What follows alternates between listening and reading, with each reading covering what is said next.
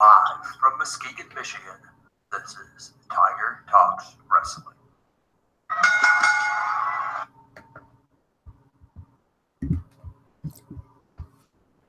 And welcome everybody back to Tiger Talks Wrestling. After a full month layoff, I am back. This is Tony. I am joined today by probably one of the biggest guests we've had on here in quite some time, the Megastar, the H&HD, the overrated, underappreciated, I believe is the new catchphrase, Drew Hood. And I expect everybody to be calling me DH and HD from now on, because that is all people deserve to call me. They don't deserve my real name in their mouths. Fair enough. There we go. So we got 3 people in the comment section already saying things. Jay Jokers just says he's here. Lego from Cameron Jackson, and Everett Creed says this should be interesting. I agree with that one. So I want to start off. This is going to be somewhat of the way that the old show's gone. I'm going to do some things different, but we're going to start off a little bit the same. Let's start off with your beginning of backyard wrestling. What first got you started in the backyard? Well, in order to avoid giving them any fame and glory, since they withheld that sort of thing from me, a few people, old acquaintances, no longer friends, invited me to do some of their wrestling stuff, as I used to call it. They showed me some of the professionals on TV, but that's not what got me interested. What got me interested was the sports entertainment, the characters, the larger-than-life human beings, the man, myth, and legends that I was watching. Right. And I knew right then and there that I wanted to attempt something like this. I wanted to try it. And lo and behold, I had the trampoline in my yard. I was just using it for bouncing purposes, but they suggested we begin on the trampoline and see where it goes from there. So we documented some of these outings, some of these matches, but they will never be seen nor shown because they were bad, admittedly. Right. But we videotaped them, we edited them, and we thought it was fun. We did. And it was fun. And then I noticed that people posted their videos on YouTube. I never knew that backyard wrestling was a thing. Neither did they. Until one day I just happened to cross it. Now, back in these days, it was, currently is known as GWC Intensity. They have their own ring and base. And the Georgia Wrestling Circuit, as they are called, used to have guys like CJ Lennon and Jeff Morrison and Mike Swagger and a bunch of other guys. And, man, they had great content. They still do. But they had some good stuff, and I thought to myself, why don't we post ours?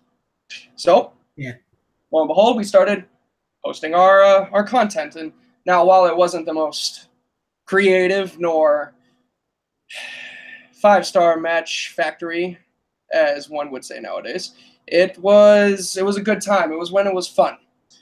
Until, of course, what should happen but everybody starts to realize that there's subscribers out there. There's viewers out there. Right. Back in the day, KBW making hundreds of thousands of views with tens of thousands of subscribers. And once we started reaching such pinnacles, ego started to get in the way, and pride. And, well, the pride came and the ego came, especially when yours truly was starting to become the poster child, the golden boy. And what should happen but an attempted burial? But look at where they are now compared to me. Your point on that one kind of goes over that whole organization, I would say. Let's move in from there, though. You would transition away from your own yard pretty much and into VTW land. First of all, there was crossover events between CCW and VTW. What was that like the first time that you guys went to VTW? Well, I don't like to admit my own faults, but the first time that we went to VTW was the first time anybody had even conceived of a crossover event. There had been crossover matches before. Guys like Myron Reed and Chris Copeland used a crossover. There's the very famous or infamous, depending on who you are, incident of Jason Walker and myself. Yep. Now, this event, though, was the first real event of 2 companies bringing all their major stars together to put together the best possible show they could and all that other jazz that, quite simply just bores me now. But back then, I was young and naive and excited to the point where, and this is where admitting my own faults is one of my weaknesses, I drove the 2.5 hours in full gear, shorts, kick pads, knee pads, the whole deal.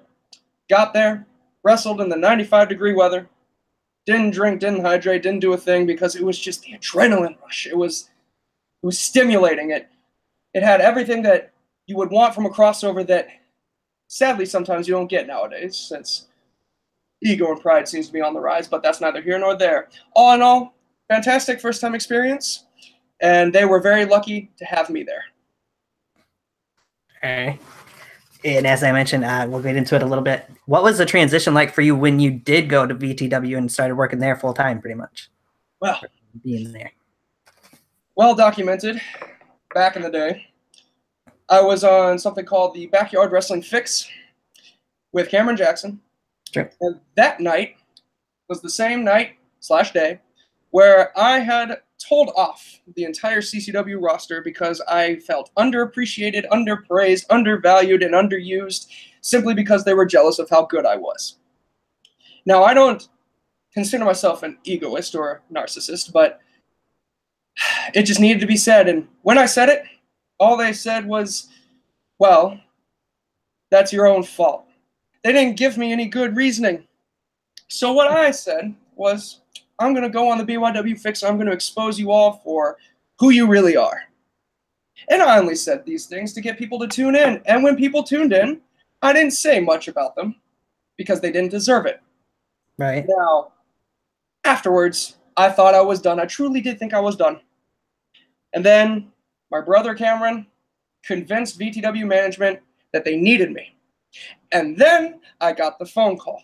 I got the phone call to come join. Now, there was hesitancy at first, not just from me. I was willing to make the drive, but I didn't know how they would want to present me, if they were going to be intimidated by me because of how big I was then and how much they were still growing, but I was still a big name. I had conquered the scene. I had become the top villain at that point, and they were hesitant because they didn't want my name to overtake the brand. Now, I can understand that. I don't blame them for that.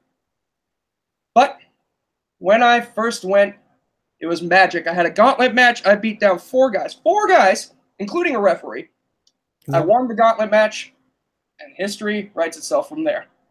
1-time YouTube champion, 2-time world champion, main eventer, best in the yard, so on and so forth. Acquisitions and accolades just pile up. That they have. People in the chat, see if there's anybody. Yeah, we'll get into some of that stuff later on. GTS fan page asked if you seen that he made an edit for you on Twitter. I have not seen an edit, but I'm sure once I check my social media, I will. I would love an edit. I would love all the edits and fan art and fan pages. And shoot, if you want to send me mail, let me know. I'll give you my P.O. box. There you go. All right. You guys got any questions, then put them in there, and I'll try to keep up with them because I see the chat room going quite a bit right now. So, well, type it up. In your time that you've been in VTW over the last couple of years, who would you say?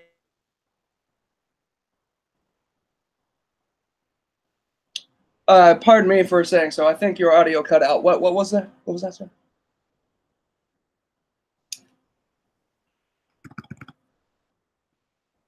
Give me 1 second. Pardon me for a second. There we go. Hold on. I think the audio has cut. Well, I assume you're talking about who of my favorite opponents have been. Is that the generality here? Okay. Well, during my time in VTW, my first documented rivalry was Aaron Jones. And we all know how that one went. He beat me at every turn. He continually embarrassed me when I tried to embarrass him. So, all in all, that one was memorable, but only because Aaron just kept dominating me. Now, I did win the YouTube championship, granted. But, regardless, I still, as best as I could, tried to present myself as the star. I wasn't a megastar at that point. But Aaron continually beat me down, so I had to move on from there. That next one was Diablo. Probably the most underappreciated, and I know that's usually my shtick, most underappreciated superstar in VTW history. Him and I went back and forth. He drugged me down to hell. He did a bunch of things that I'm not proud to say happened to me, but nonetheless, he did great, but I was better. And after I defeated him, I moved on to Zach Daniels. Zach Daniels, the Sinner, the most well-respected guy in VTW history, the most well-respected guy in BYW, blah, blah, blah, blah, blah. Well, I beat him for the World Championship now, didn't I? Only thing there is that Zach Daniels, he tried to outshine me, but he just couldn't beat me. At Day of Gold, he cheated. And then on the next show, Halloween Hangover, the following big event, beat him for that World Championship and thus began my first title reign, which I'm sad to say I didn't have too many memorable moments with it that first run because management was still not happy with me. They did not like me very much. No idea why. Simply because maybe my name was getting bigger than the brand. Who knows? I moved on to what's his name? Yes, Daisy. Daisy of all people. Daisy was a fantastic competitor back in his day. Lo and behold, he is gone now, but we raised to you there, Daisy. You did fantastic during your work, during your time. And after that, I went to Reunion, and I faced Dustin, Aaron, and Zach in a fatal four-way, and I beat them. At that point, who else should I have as a challenger besides my best friend, Kevin Shaw, at VTW Fury in a Gremlin City street fight with Cameron Jackson, special guest referee. And I was on track to main event VTW Mania 2016 as a world champion. And then I got run over.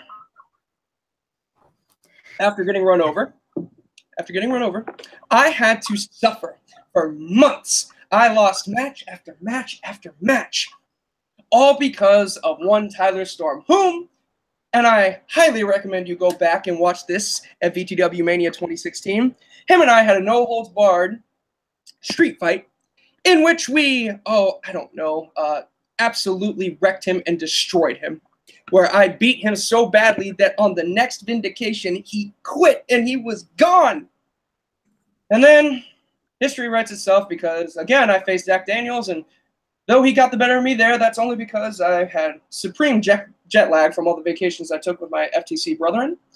And then came Dustin Reagan, and I'm sure that rivalry may be expounded upon later, but oh, Dustin, thinking he was so much better than me and me trying to put him in his place, and which I did, and I forced him to up his game to main event status.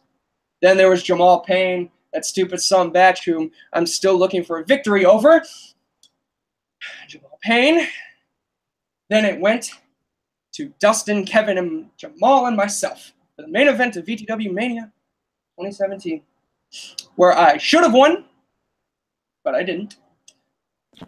Became world champion, and then after I became world champion, again, Kevin Shaw and Zach Daniels. And then, well, after I left, because I legitimately was done, I was convinced to come back and help Cameron against the change. And we beat them. And then at Reunion, we faced the Murder Club and Alva, and we beat them. And now we're #1 contenders for the Tag Team Championships for VTW Mania 2018, where Cameron and myself will defeat the Bad Sons to become the new champions. Okay, yeah, we'll touch on that a little bit more later on as well. Let's talk a little bit about the very first Best in the Yard event, though, for you. Faced, of course, Big Time Mike at that first show. What was that experience like to have so many guys coming in from the different couple different companies at that point in time? Three companies. As so eloquently put behind the scenes, it was nostalgic already. Even though we had never met each other in person before, only over Hangouts, only over the internet and phone calls and text messages. To finally see some of these people in person was a stimulating experience. We all enjoyed that weekend so very much because it was the first time that that brotherhood had come together. Now, they were quite excited to see the overrated one back at that point, and I was amused by the UWE and Corey Graves, though I had met him previously, and now Big Time Mike back in KBW days hadn't done much. I called him out, and he beat me there. He made me pass out by twisting my ankle about 360 degrees because that pain was so badly I just could not stay in it. But regardless, we know what happened after that point. We all became best friends, and we all moved forward together, and we're building towards a brighter future. Now, Best in the Yard one was fantastic. Overall, still arguably one of the greatest events in BYW history. Right. And now you mentioned you had traveled to APW to face Jason Walker. You also went back to APW's arena for WrestleCon a couple of years ago. Yes, I did. What was it like for you guys to appear there for that event? WrestleCon. WrestleCon was a fun time. It was a good time. It was a stimulating experience yet again. Now, there was a lot of controversy surrounding several matches because, well, as Cameron and Jason faced each other in the main event, it was apparent that both guys wanted and both did need to win. Now, I'll talk more about that momentarily, but elsewhere in the show, though, moments were created, moments were made, dreams were achieved, and it was a fantastic time. I mean, for God's sake, I defeated Dirty DeChico and Thomas Gray in an elimination tables match in the first match on the show. I think that's quite the accomplishment. Putting both dudes through a table. That was hard work. Now, as far as everything else goes, the motel nights were fun. Raiding Dairy Queen was fun. And so on and so forth. WrestleCon, fantastic experience. Now, back to the Jason and Cameron thing. I could see that both guys weren't going to give up, so I did the fans a favor, and I stopped them from watching any more Jason Walker content, and I jumped in and gave him a jumping, overrated kick and knocked him out. And back at that point, I was heated with Cameron, and I wanted to make sure that he didn't win, so Walker won by DQ. That's that. We did. And of course, move on from there, we did see a long build-up leading into it, but the match between you and Cam at Best in the Yard too. Very much so.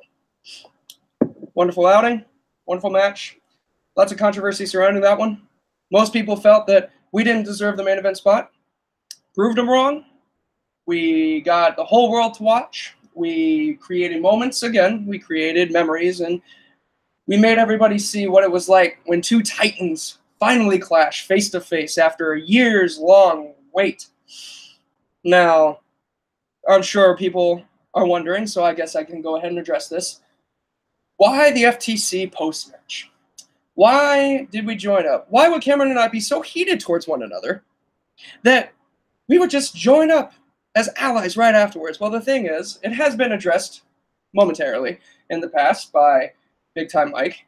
It's one of those things where it was a behind everyone's back, a backdoor booking, going into business for ourselves. We had been talking for months.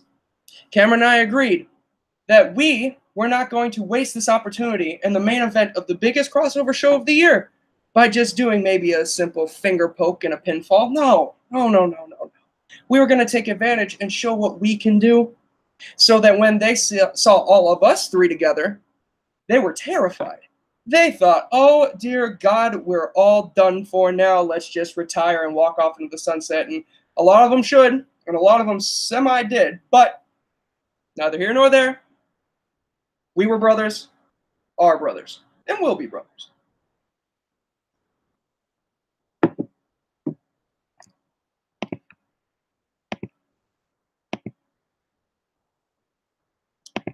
Oh, pardon me 1 second. I think your audio might have deceased again. Yes, okay.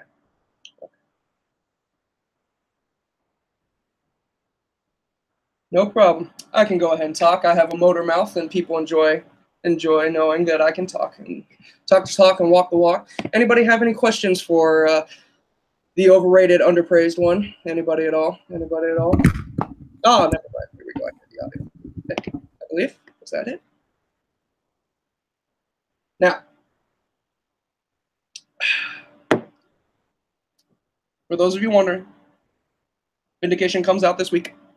DBW has their all that shameless plugging. I'm sure we'll get to that. Oh, I believe you are back. I believe so. Wonderful.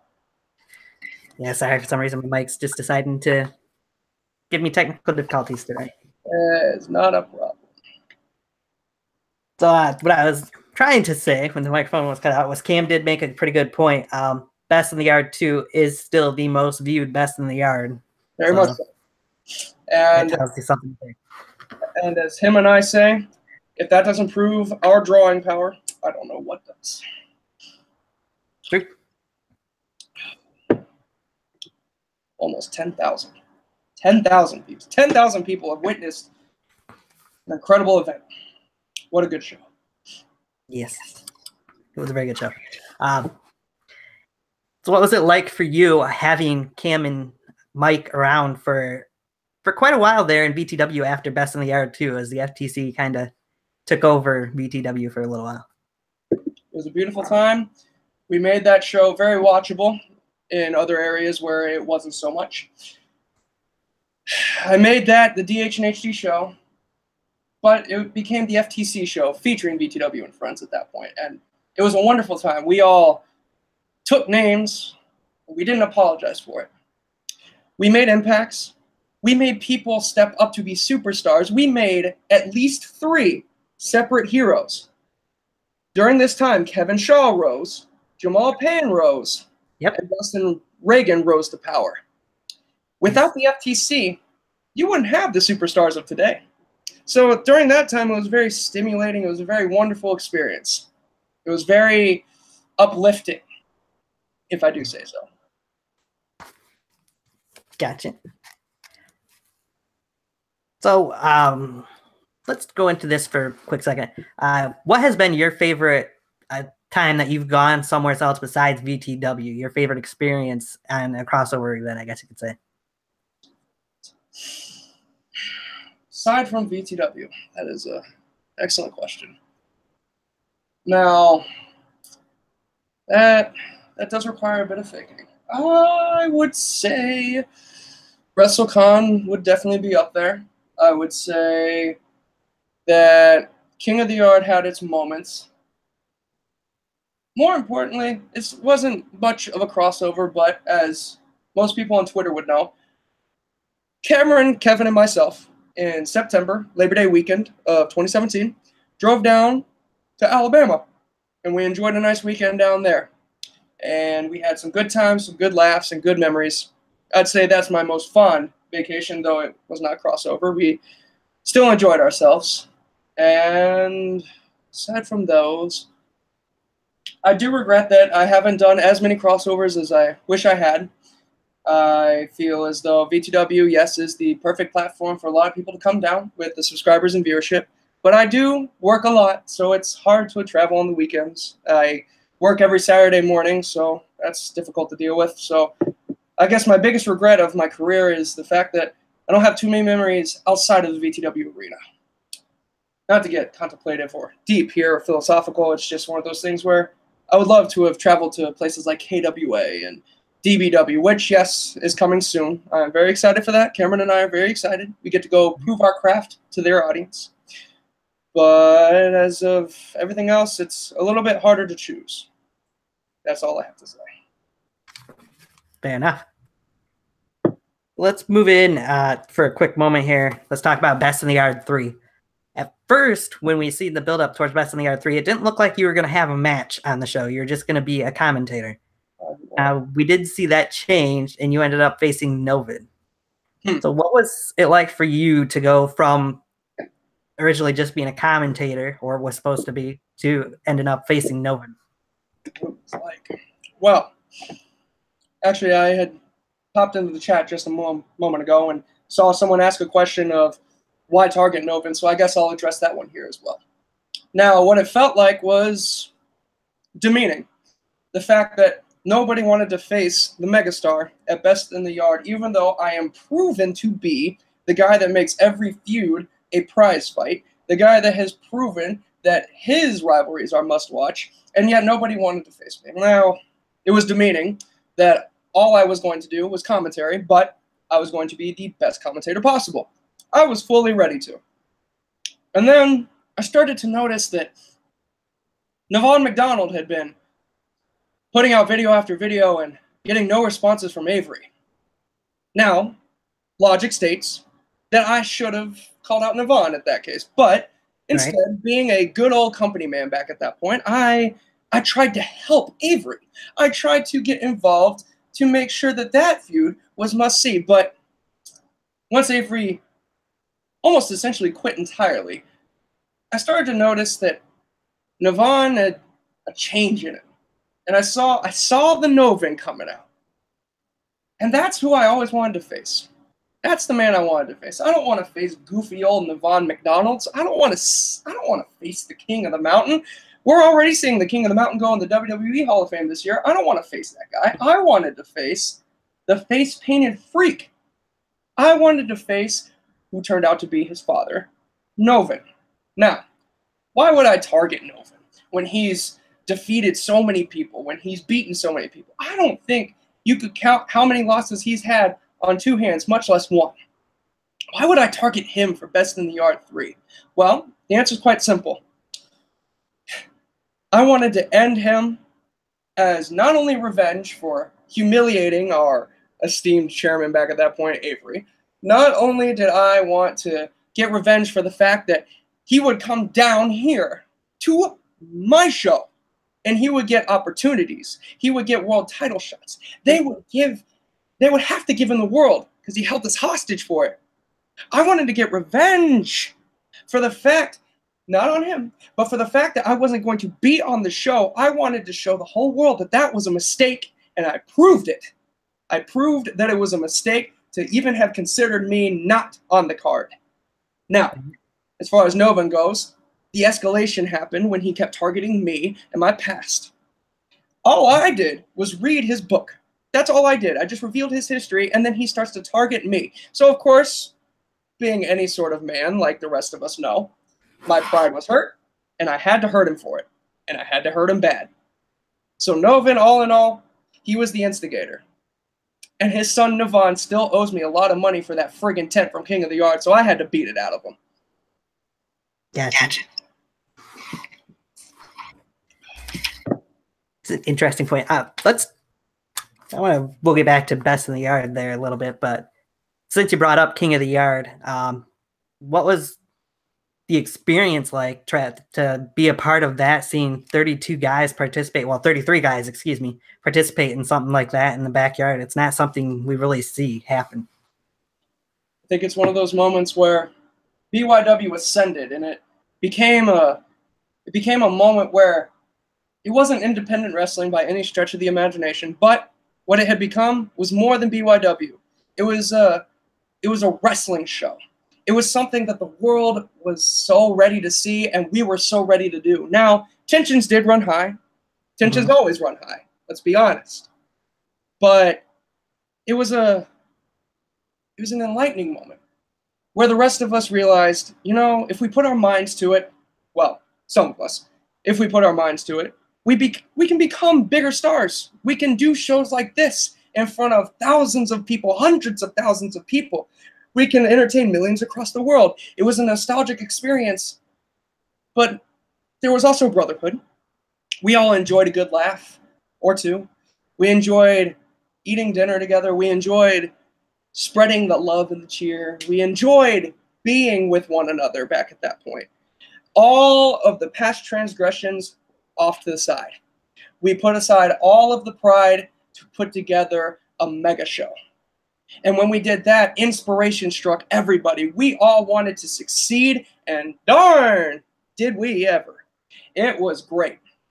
People, brothers, coming together, doing what they love. A beautiful sight, I'll tell you what. A lot of great matches were put on in that tournament as well. So fantastic matches indeed.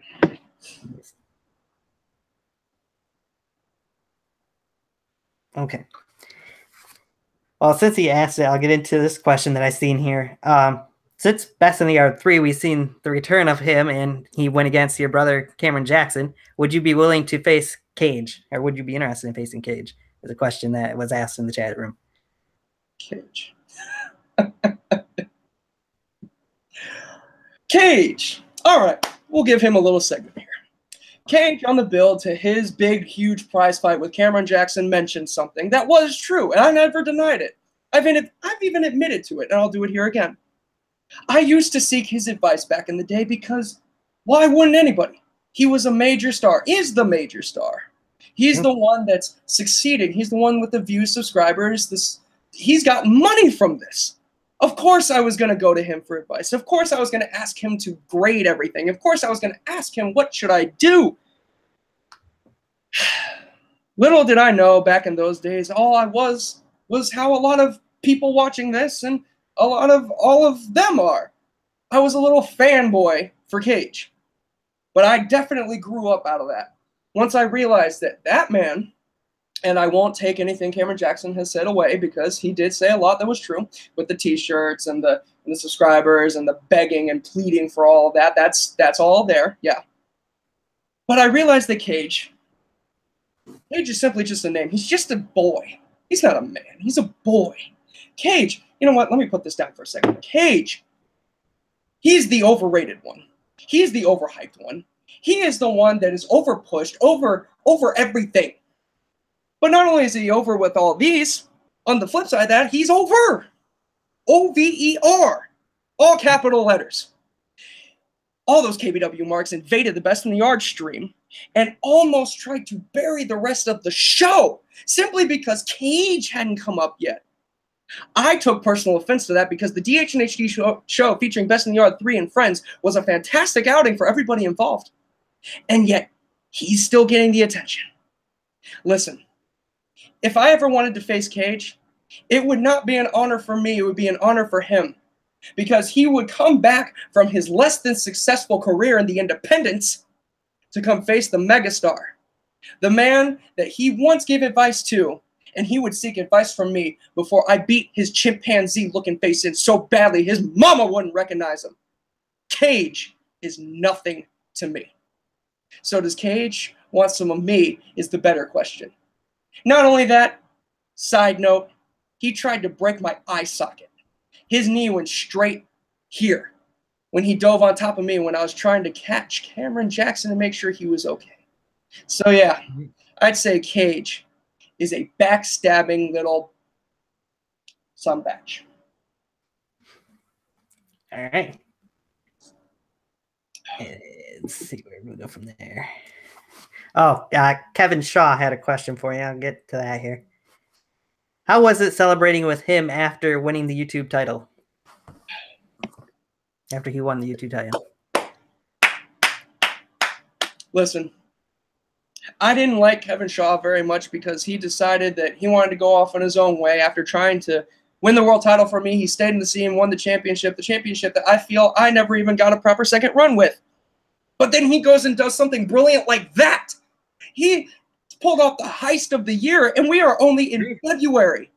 He is the YouTube champion. That was genius. Use the rematch clause, but a rematch clause for another championship. How genius is that?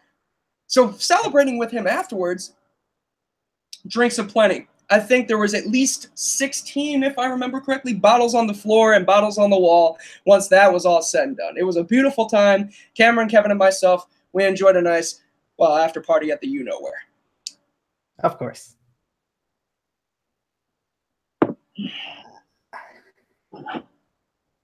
Yeah, we'll find out the answer to that in due time, I'm sure. Riley Bates asked who you would face at Best in the Yard for, and what would you think of the logo? Best of the Yard 4. Riley Bates, yes, the ignoramus that tried to call me out on Twitter and got shut down immediately. Yeah, as far as Best in the Yard, not 4, but let's be real here. We know exactly what people are going to do on the build to Best in the Yard 4 or Best in the Yard 16. We know that's coming, and it's well received and deserved is what I meant to say. Now, as far as Best in the Yard 16 goes, excellent question. It's not a matter of who I want to face because, well, I called out Big Time Mike. We saw how that worked. I called out Cameron Jackson. And I called out, well, Novin. This year, I want the appreciation and respect that I deserve. I want someone else to call me out. I have deserved and earned that opportunity to where I don't have to be the one to voice my opinion. I want to hear someone else say it. I want to hear someone else finally admit it with the words, I want to face DH and HD at Best in the Yard 16. That's what I want to hear from some competitor out there, whether he be young, old, new, rookie, or veteran, experienced, part-timer. I really don't care who. Anybody at all. But I have deserved and earned the distinction of being a veteran here that doesn't need to be the one talking trash. Right. Now, GTS has a question, which we'll get into if you post it in the comment section again, because I missed it. But Kevin Shaw says, dream match. Who with and what kind of stipulation? Oh, man. Dream match. Well, we'll stick with BYW for now, I assume. Dream match at this point in time. Okay. Dream match at this point in time is the Bad Sons for the Tag Team Championships. Oh, wait a minute. That is happening, isn't it? VTW Mania 2018, the dream tag team match of the century, the Bad Sons versus the FTC, where we are going to go in, march and take those championships home and to the after party at the Marriott with a nice seafood dinner, and you will never have to call us again after you give us our gas money. That dream match. And we don't need a stipulation to hand those two toothpick wannabes their backsides to them. We are going to beat them and take their championships regardless of whether or not they have weapons in their hands, because they probably couldn't swing a stick hard enough to break a piñata at this point. Now, if we're talking about TV, we're talking about professionals, the million and billion dollar businesses. Mm-hmm. Well, only one man comes to mind as far as they call them minor leagues, but nowadays they've been earning enough money to finally break that distinction. I feel as though the Megastar DH and HD versus Cody Rhodes could be match of the lifetime. Wow. I feel the two of us, with our keen fashion sense, our keen mind for the business, I feel like the both of us would know exactly how to build it. And then the match time comes, and no, you wouldn't see 50 super kicks, but you would see psychology. You would see intelligence.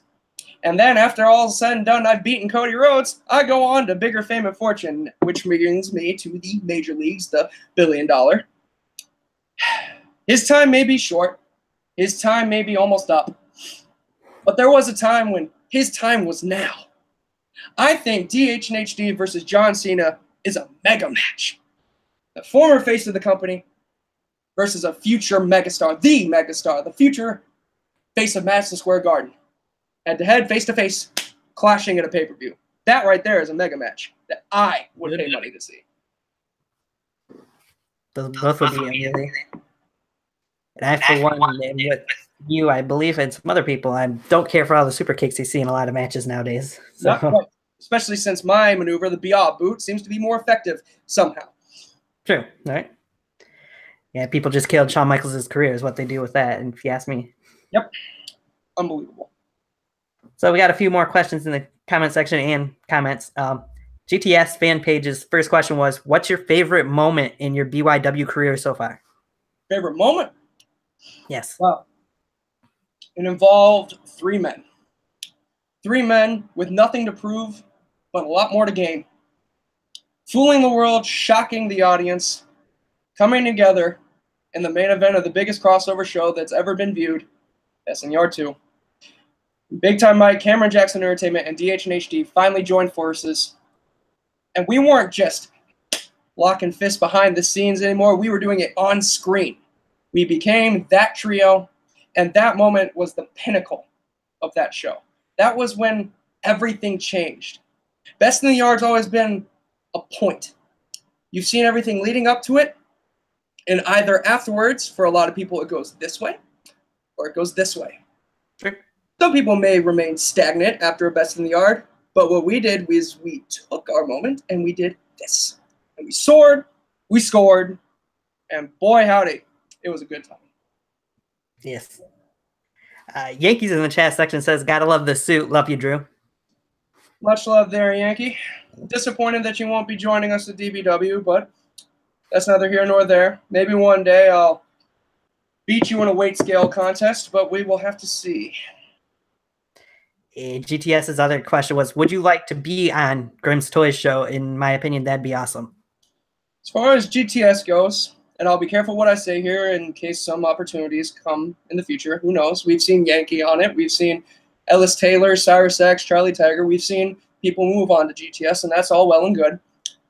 I have not always been the biggest fan of GTS because their style is very different from what I feel is marketable. I feel like their content, while sometimes very creative, and I'll give them that. I remember a match with Grimm, and I believe his name is Vlad. It was some sort of street fight, no holds barred style situation where Grimm almost ran him over with a Camaro, drove it into the warehouse, and they were beating each other with doors and so on and so forth. And that's the kind of stuff that I can enjoy because it's creative. But it's hard to enjoy content when it's centered around one guy, especially a wrestling show. That guy is on every single episode. There hasn't been one where he's just off screen, period. It's always Grimm. And I get that it's Grimm's Toy Show. I get that it's his. I get that it's his roster. But you don't see guys like me, the DH and HD show, featuring VTW and friends, in front of the camera every segment. You don't see that because that is just not how you run the show. Okay. But wrestling there is great exposure. That's the other end of this. That's the double-edged sword here. Great exposure, booking opportunities, advancement. So you could say that Grimm's Toy Show is a big opportunity. So I wouldn't mind it. All right. And from what you were saying about somebody needs to challenge you to Best in the Yard 4, Everett Creed said, careful with your words, Drew. The wrong person may indeed challenge you. There is no wrong person because this year is going to change. I'm going to win. And this very well may be, who knows, my numbered year in BYW. So I plan on going out of Best in the Yard 16 as the victor, regardless of who it is, regardless of who thinks they're man enough to step up to the Megastar, or I'll outshine them repeatedly. Mr. Awesome asked, does the Marriott always have a nice seafood dinner? Yes.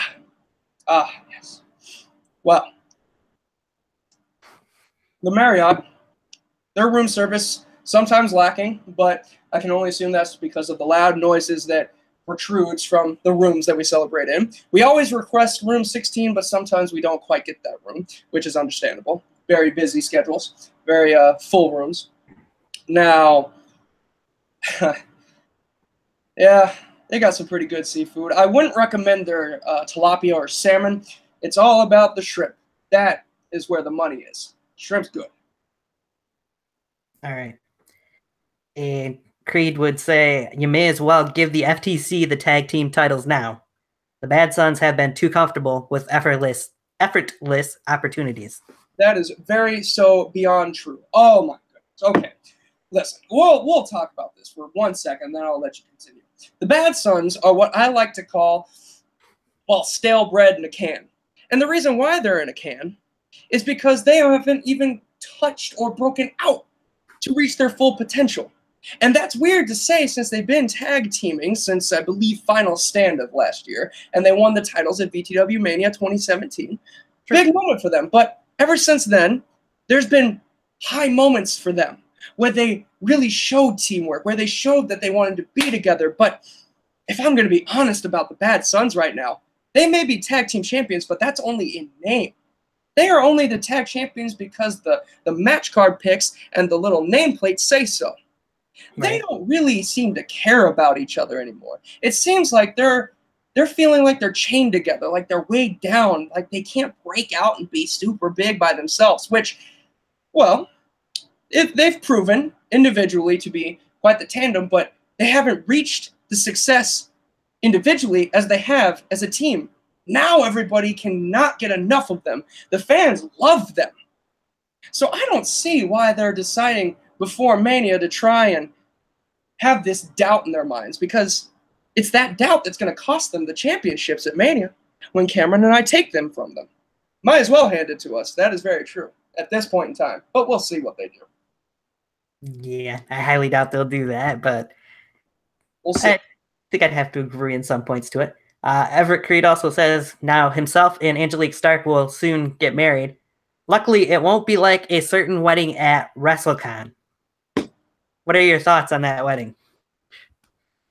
You don't understand. My cousin Joe was scarred for a lifetime. He almost married that other face-painted freak number 2, and they almost had to... Oh. I feel so bad for Joe, but yes, as far as I'm concerned, though, that's what BYW sometimes is missing, is moments like that, creativity like that. A wedding at a BYW show? Unheard of and never seen again. It's beautiful. Beautiful moment. Terrifying, but beautiful. It was a great, good time. yes. Ain't that right, Joe? No, go downstairs. Thank you. All right. So Kim says, favorite memories while driving either north or south? Maybe to the east or the west, but we'll see. Now, favorite memory is driving north. On the way to King of the Yard, whilst I was driving in the dead of night, and I'm talking about 1:32 a.m., I had Aaron Jones to my right, Zach Daniels and Ecstatic in the back seats. And we passed through Washington, D.C., nation's capital. Boy, we sang a rousing rendition of our national anthem for at least an hour and a half. And it was during this time that I actually felt bondage with them for once. Only that one time. Where I felt like we were all VTW family. As you saw on our shirts, we have those VTW shirts. Big globe says on the back, "We are the show," and then our little slogans underneath that. That was when, at King of the Yard, Crossover Crisis, we had bonded as a team, as a true show. So on the way there, making moments like that, stopping at sketchy gas stations, creating interesting moments for ourselves outside of everything, having to get tailed by every single cop New Jersey had to offer, having to sit in the car, unheard of down here in the South, sit in the car while someone else pumped my gas for me. It was a good time. The traveling was great. Money expenditures, not so much, but the time was great. Now, driving southward, obviously we visited Alabama, again, Labor Day weekend. Right. It was a good time. Cameron slept a good majority of the first half, which is understandable because he had just driven from New Jersey. I'm not going to blame him for that. Kevin Shaw was a good wingman. There were moments, though, like when we were driving through the ATL, Atlanta. I love it there. Great city. Lots of memories. And one of my favorites, Frank Sinatra, started playing on my music. And I enjoy me some Frank Sinatra quite a lot. And Cameron takes it upon himself to finally wake up and start belting out the lyrics directly in my ear. Now, my ears are pretty bad after getting slapped around for years and breaking eardrums. And boy, Cameron and Jason Walker certainly have some powerful hands when it comes to that. And I looked at him, and I wanted to be mad. But Kevin, Cameron, and myself all burst out laughing. It was a good time. And then we realized that we had 6 more hours to go, and then the happiness went away pretty quickly. But as far as driving goes down there, we actually went to the beach. We went to a couple places. So road trips for me, I'm always the driver. It's just what I do. I'm a generous human being. I'm always the driver because I understand that people don't like sitting behind a wheel like this for hours at a time.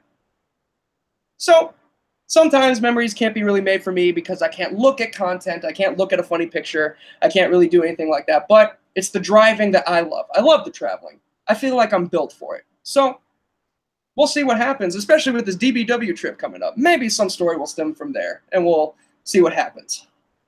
All right. Riley Bates asks, if you were in a BYW video game, what match would you be in? Who would you face? In what arena?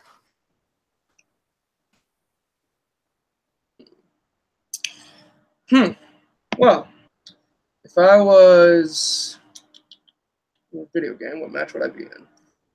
All right. Well, arena-wise, let's be real here. I'm going to stick to the DH and HD show featuring VTW and friends because that's my comfort zone. Opponent,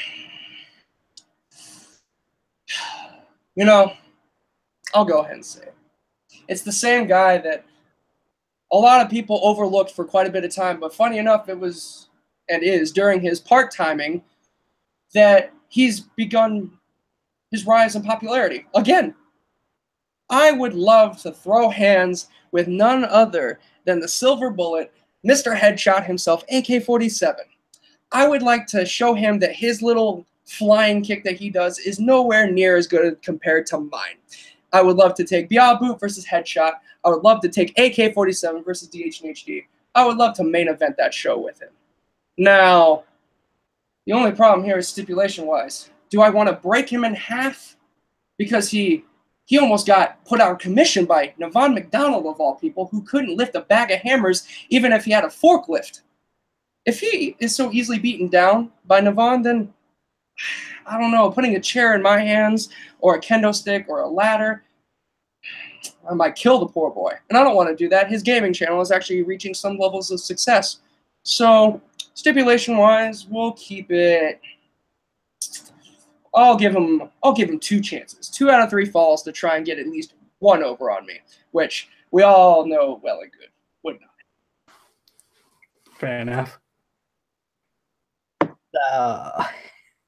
Since I mentioned it in the chat room, I'll bring it up. Kevin says, I remember when Victor proposed to my mom at Best in the Yard 3. Boy. Which Kim mentions your dad was pissed.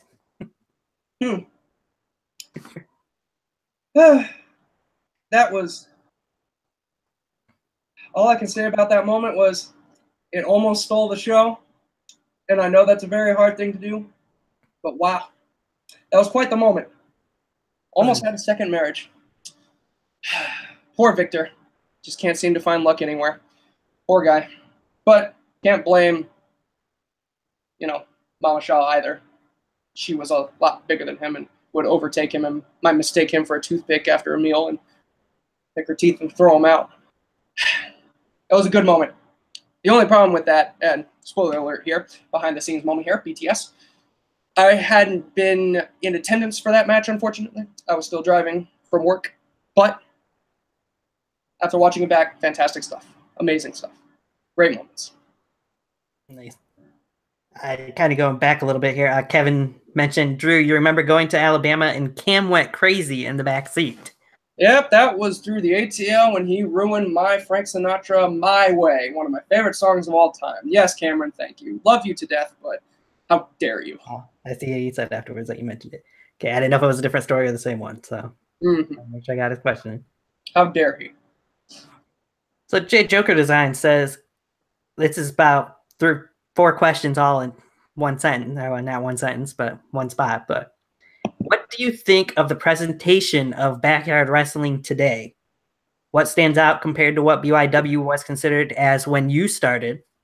What is it missing, and how can it progress forward? Well, there's a lot of pros and cons to this one, and we'll get very real for a second, so up these go. BYW back in my day, back in 2008, 2009, even before that, early 2000s, late 90s, it was all about really realistically having fun. Beating your friends up, which is always a good time, especially if you have secret frustrations with them and you just can't be man enough to talk to them face to face. Beating your friends up and creating fun times. Some of those early BYW feds, if you watch some of these documentaries, highly suggest you do, good times. From the early 2000s, they actually made it onto their local cable networks. They made it onto television. They were actually putting out content for the viewing public to see, which is great because it was before YouTube and the internet was a big deal. It was good. Now, back in those days, if you watch it and you're a wrestling purist or if you have any semblance of training, you're going to notice that a lot of the things are wrong. Big things, little things, so on and so forth. But that wasn't the point then. The point then was to enjoy yourself and have an escape from reality. Back in my day, it was more or less the same, except a lot of the BYW back then, admittedly, there wasn't too many companies that were super well known. I think there was about 3, one of which was KBW. Actually, I'll give it 4. KBW, CHW, which a lot of people know as that fed that wrestles in the street and they just beat each other with light tubes and tables and all that other stuff. If that's what you're into, that's fine. I get it. HBTW, which is now was known as APW with Jason Walker, Corey Graves, Chris Payne, so on and so forth. And then there was a 4th company that some of the modern day people don't know. It was called JCID. It had Mike Malerick, Drake, and a couple other people. Now, the first big crossover feud, I'll give them this, was JCID and HBTW going head-to-head because Jason Walker and Mike Malaric legitimately hated each other. And they said a lot of things that I'm sure that they might semi-regret, maybe not. But back in those days, it was basically those four. And then the rest of us who were just kind of there, just doing it just to have fun, again, and just enjoy ourselves. Seeing for about a decade how it's grown since then, it's grown to a point where people do want it to be taken seriously again. Maybe even potentially make it to daytime television again. Who knows? I can get that, and I can get behind that. The only problem here is that, well, people like to complain about it, but the same people that complain about it usually have the problem themselves. Ego and pride gets in the way. People don't want to work with others. They don't work well with others. People want to, sadly, they just want it to be about themselves. Now, I get it that I can be a bit of a prideful human being, but it's one of those things where I know I can go to any show, get along with people, and make the show that much better. But there's a lot of people who may or may not get along with a good portion of the audience, not just the audience, but the rosters, not just the rosters, the people that run all the companies nowadays. Now, that's not too big of a problem. But if everybody came together, as they are now, and tried to make quality content, not just in the ring, not just backstage, not just in the interviews, not just in the promos, not just in the little things like editing, not promo packages, if they actually, not specifically, but put all that together, if they invest money in sets, even something simple as just a little frame and a curtain, and then put your name or spray paint it, or banners.com, I think that's what the URL is. They make banners for like $15. If you just personalize it, if you just make it yours, and you start presenting it as a show, a comprehensible show that flows, by the way, people will watch it and take it seriously. Now, some people don't like that it's being taken super seriously, is what I meant to say. And I can get that. I understand that. I do enjoy having fun myself. But if you're so dead set on it being just fun, then I highly recommend don't do crossovers. I highly recommend just stick to your own guns. By not do crossovers, I mean do the shows themselves. You can come, by all means, because it's always a good time, but if you want it to just be about fun, well, crossover shows nowadays are a little less than that. It's more so about building every brand and building the show itself like it's an actual pay-per-view. But where I see it going from here is a good question. I know that there's a good portion of people, and I'm sure this might be touched on eventually, maybe on this show or some other show later down the line. There's a good portion of us that want to move forward with a career in professional wrestling or sports entertainment. And once we're gone, a lot of people can't really comprehend what that's going to be like. What it can be is good for everybody. Take the opportunity. There's spots that are going to be so void that you could fit, well, a very large individual in them. You could fit a very fat person there. Maybe even Yankee. I don't know. But the fact of the matter is there's going to be a big void that everybody can go in and create their own communities. They can create their own content. I highly recommend doing so, especially when the time comes, and it will certainly come, when a lot of us are gone. So, as far as BYW's progression from back then, it's progressed a lot. It's gotten a lot better. It can improve, though. It can improve in people's attitudes and how they present themselves and how they present their shows. That's just my 2 cents on the matter. Fair enough. Okay, where'd we go?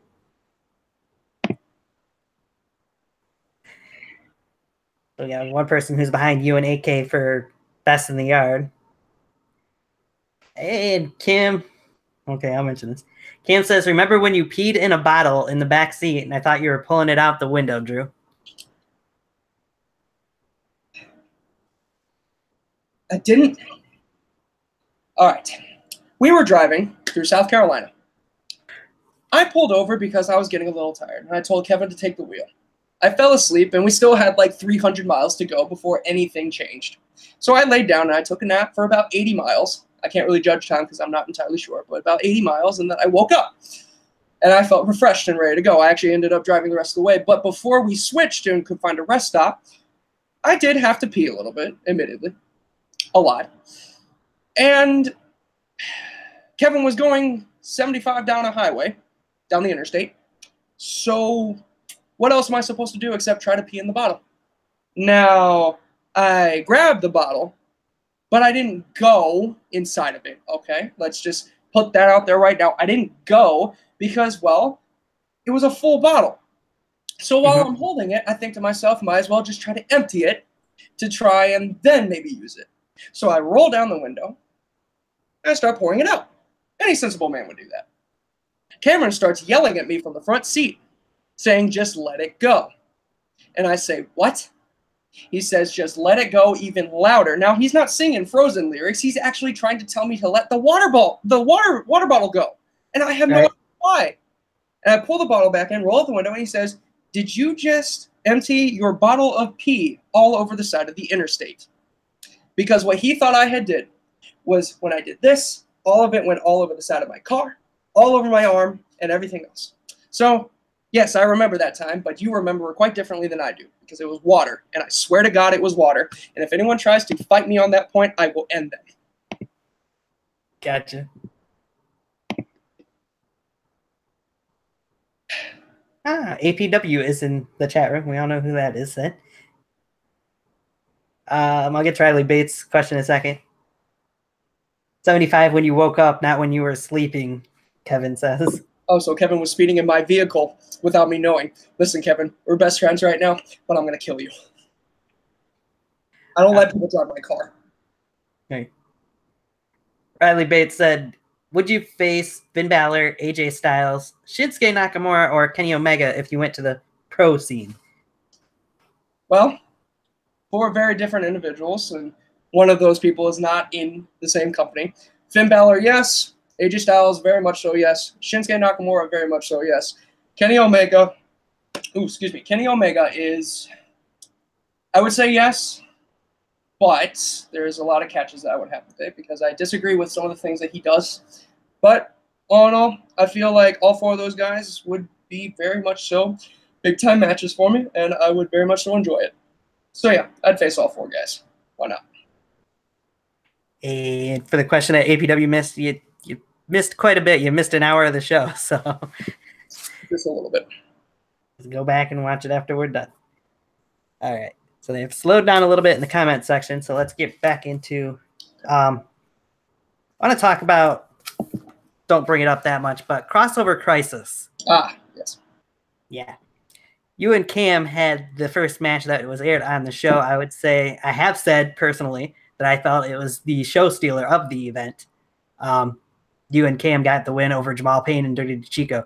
What would you say if anybody tried to disagree with that or say that it wasn't the best match out of that whole show? For those of these fans that may say this, I can understand that you might not like that style, but my problem with that is that Cameron and I, at that point, Jamal Payne and Dirty Chico even, we were all 4 separate names, separate single stars, multiple stars, all 4 of us. Now, Cameron and I, yes, we were in the FTC, but we hadn't really teamed as much up to that point. Right. So it was 4 Titans colliding in a Gremlin City tornado tag street fight. Now, I can get that sometimes hardcore is not everybody's forte. But here is the fact of the matter. Behind the scenes, BTS, spoiler alert, that day of Crossover Crisis, we all woke up and we got to the arena. We all were exchanging pleasantries and we were talking, and some of the trash talking commenced, but, you know, boys will be boys, men will be men. And the first match filmed that day was Dante and Jason Atlas. Now, that match was actually quite good. If anybody wants to go watch it back, I do recommend it. It was actually quite good. Jason Atlas and Dante worked very well together after Atlas summoned him up from hell from underneath the trampoline. Scary stuff. Yep. The second match filmed that day was that street fight. Now, going into this, Cameron had Cage on the mind, and I had Vin and some others on the mind.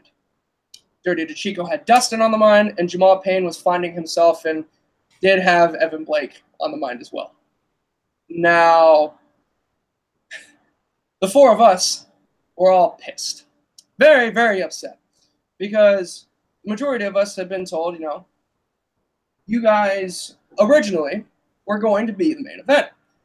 But when it started to become more so about Creed and Reagan, when it became good for them, admittedly about other guys over us, we all had this unspoken bond in which we needed to kick the crap out of one another to show, that whole yard, everybody watching, that we were not to be taken lightly anymore.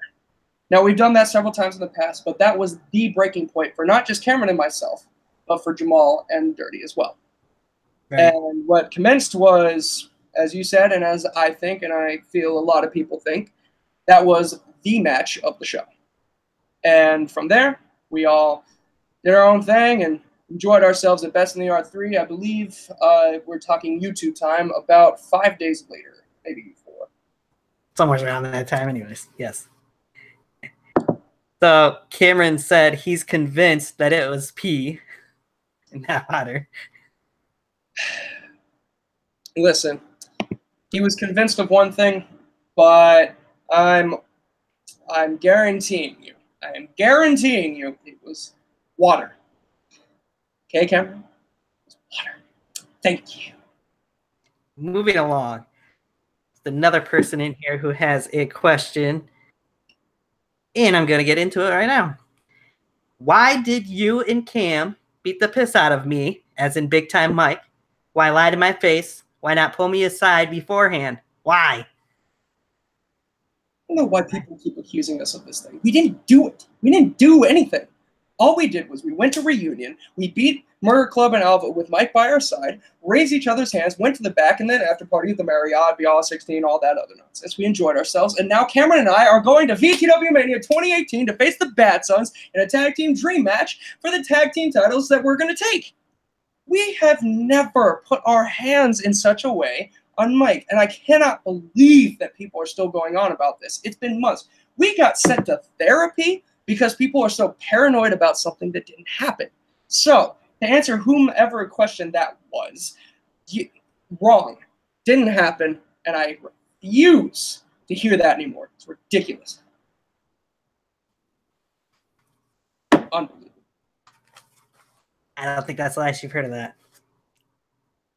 Stupid son of a bitch, I swear to God. We didn't do it. Right.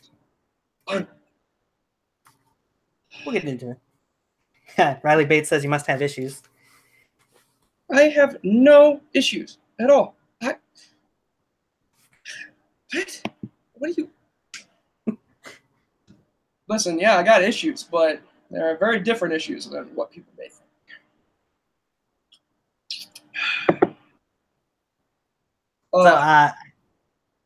Nope, go ahead. I cannot believe this. I don't.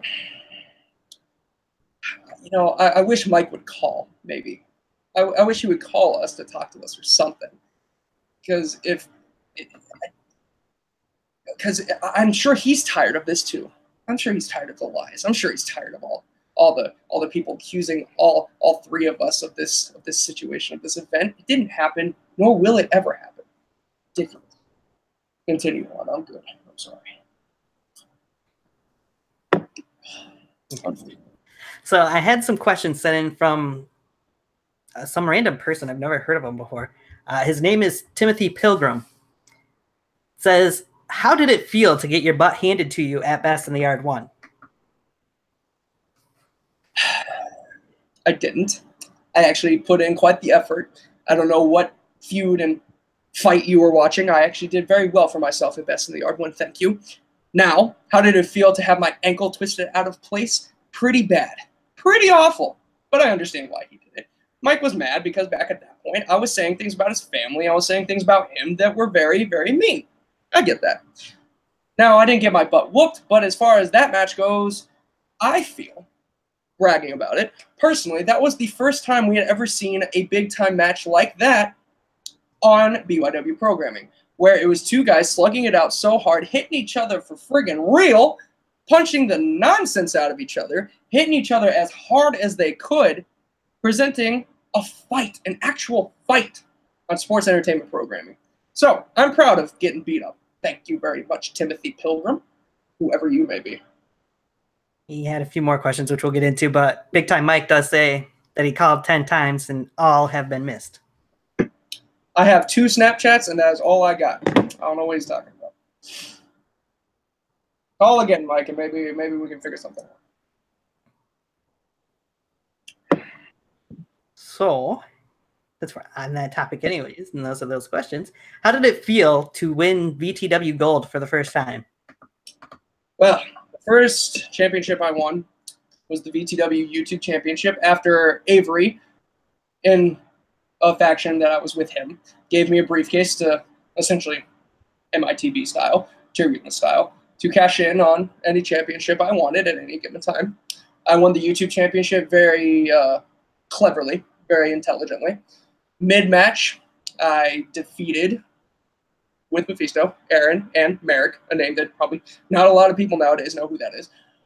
We defeated them, and I became the YouTube champion, and it was good.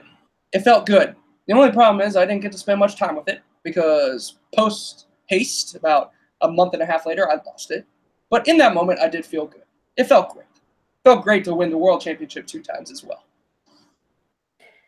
What was, go off from his questions, what was it like, the differences between winning the VTW World Championship the first time to winning it the second time? Well, the first time felt good.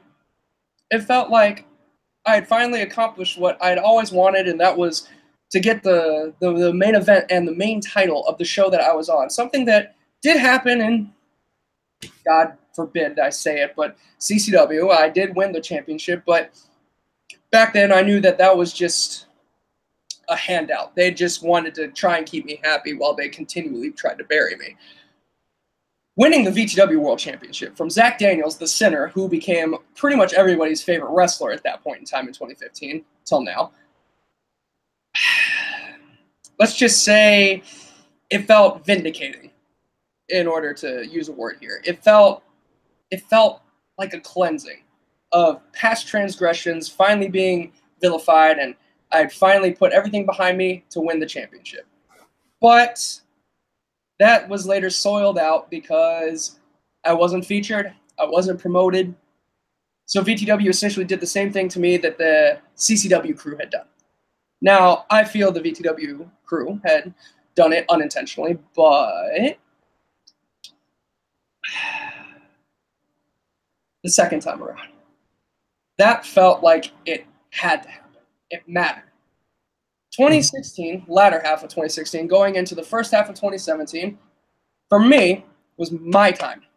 There was a lot of people coming in. There was a lot of people leaving. VTW specifically, there was a lot of people on the rise. There was guys like Dustin Reagan, who went on from defeating me to win the World Championship and gather everyone's attention because, look at that, the DH and HD show featuring VTW and friends got a ring. Got a real wrestling ring. And admittedly, he was the best choice of champion at that point because he knew what he was doing. He knew how to create moments for himself inside that pro ring. Good for him.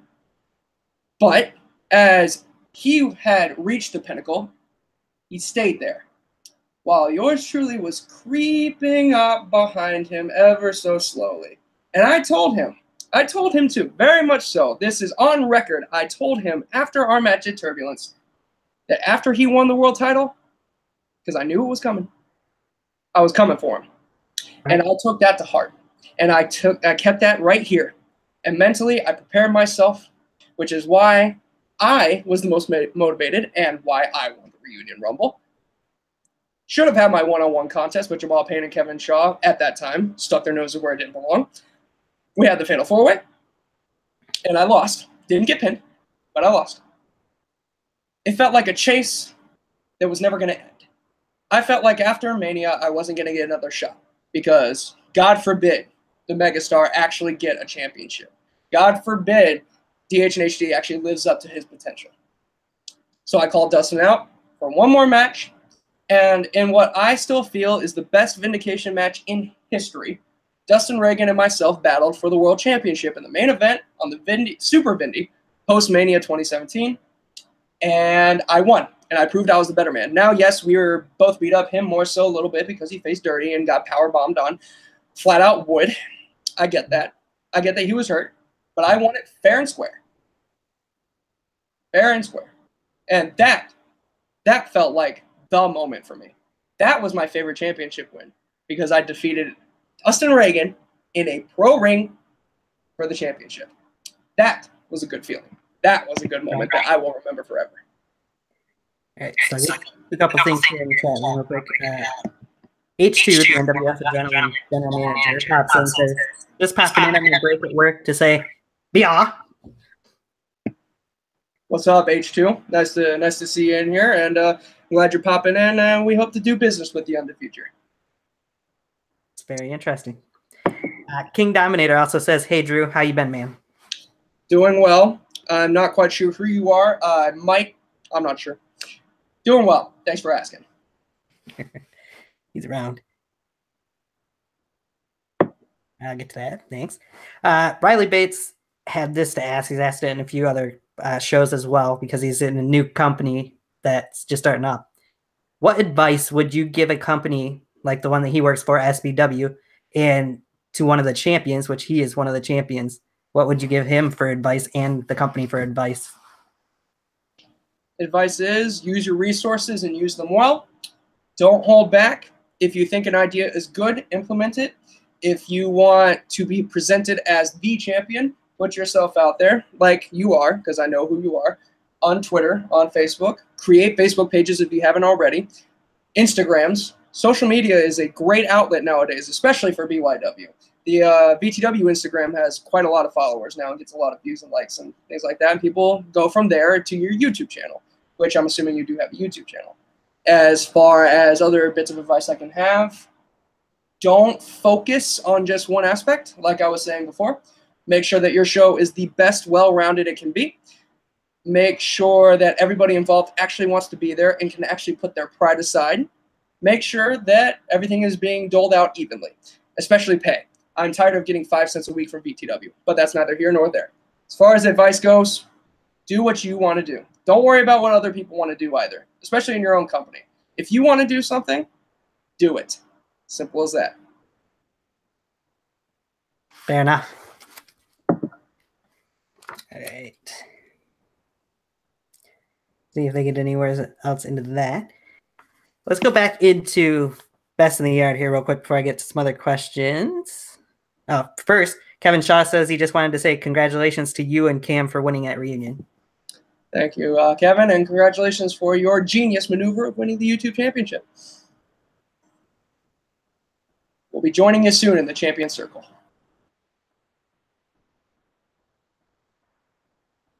Ooh.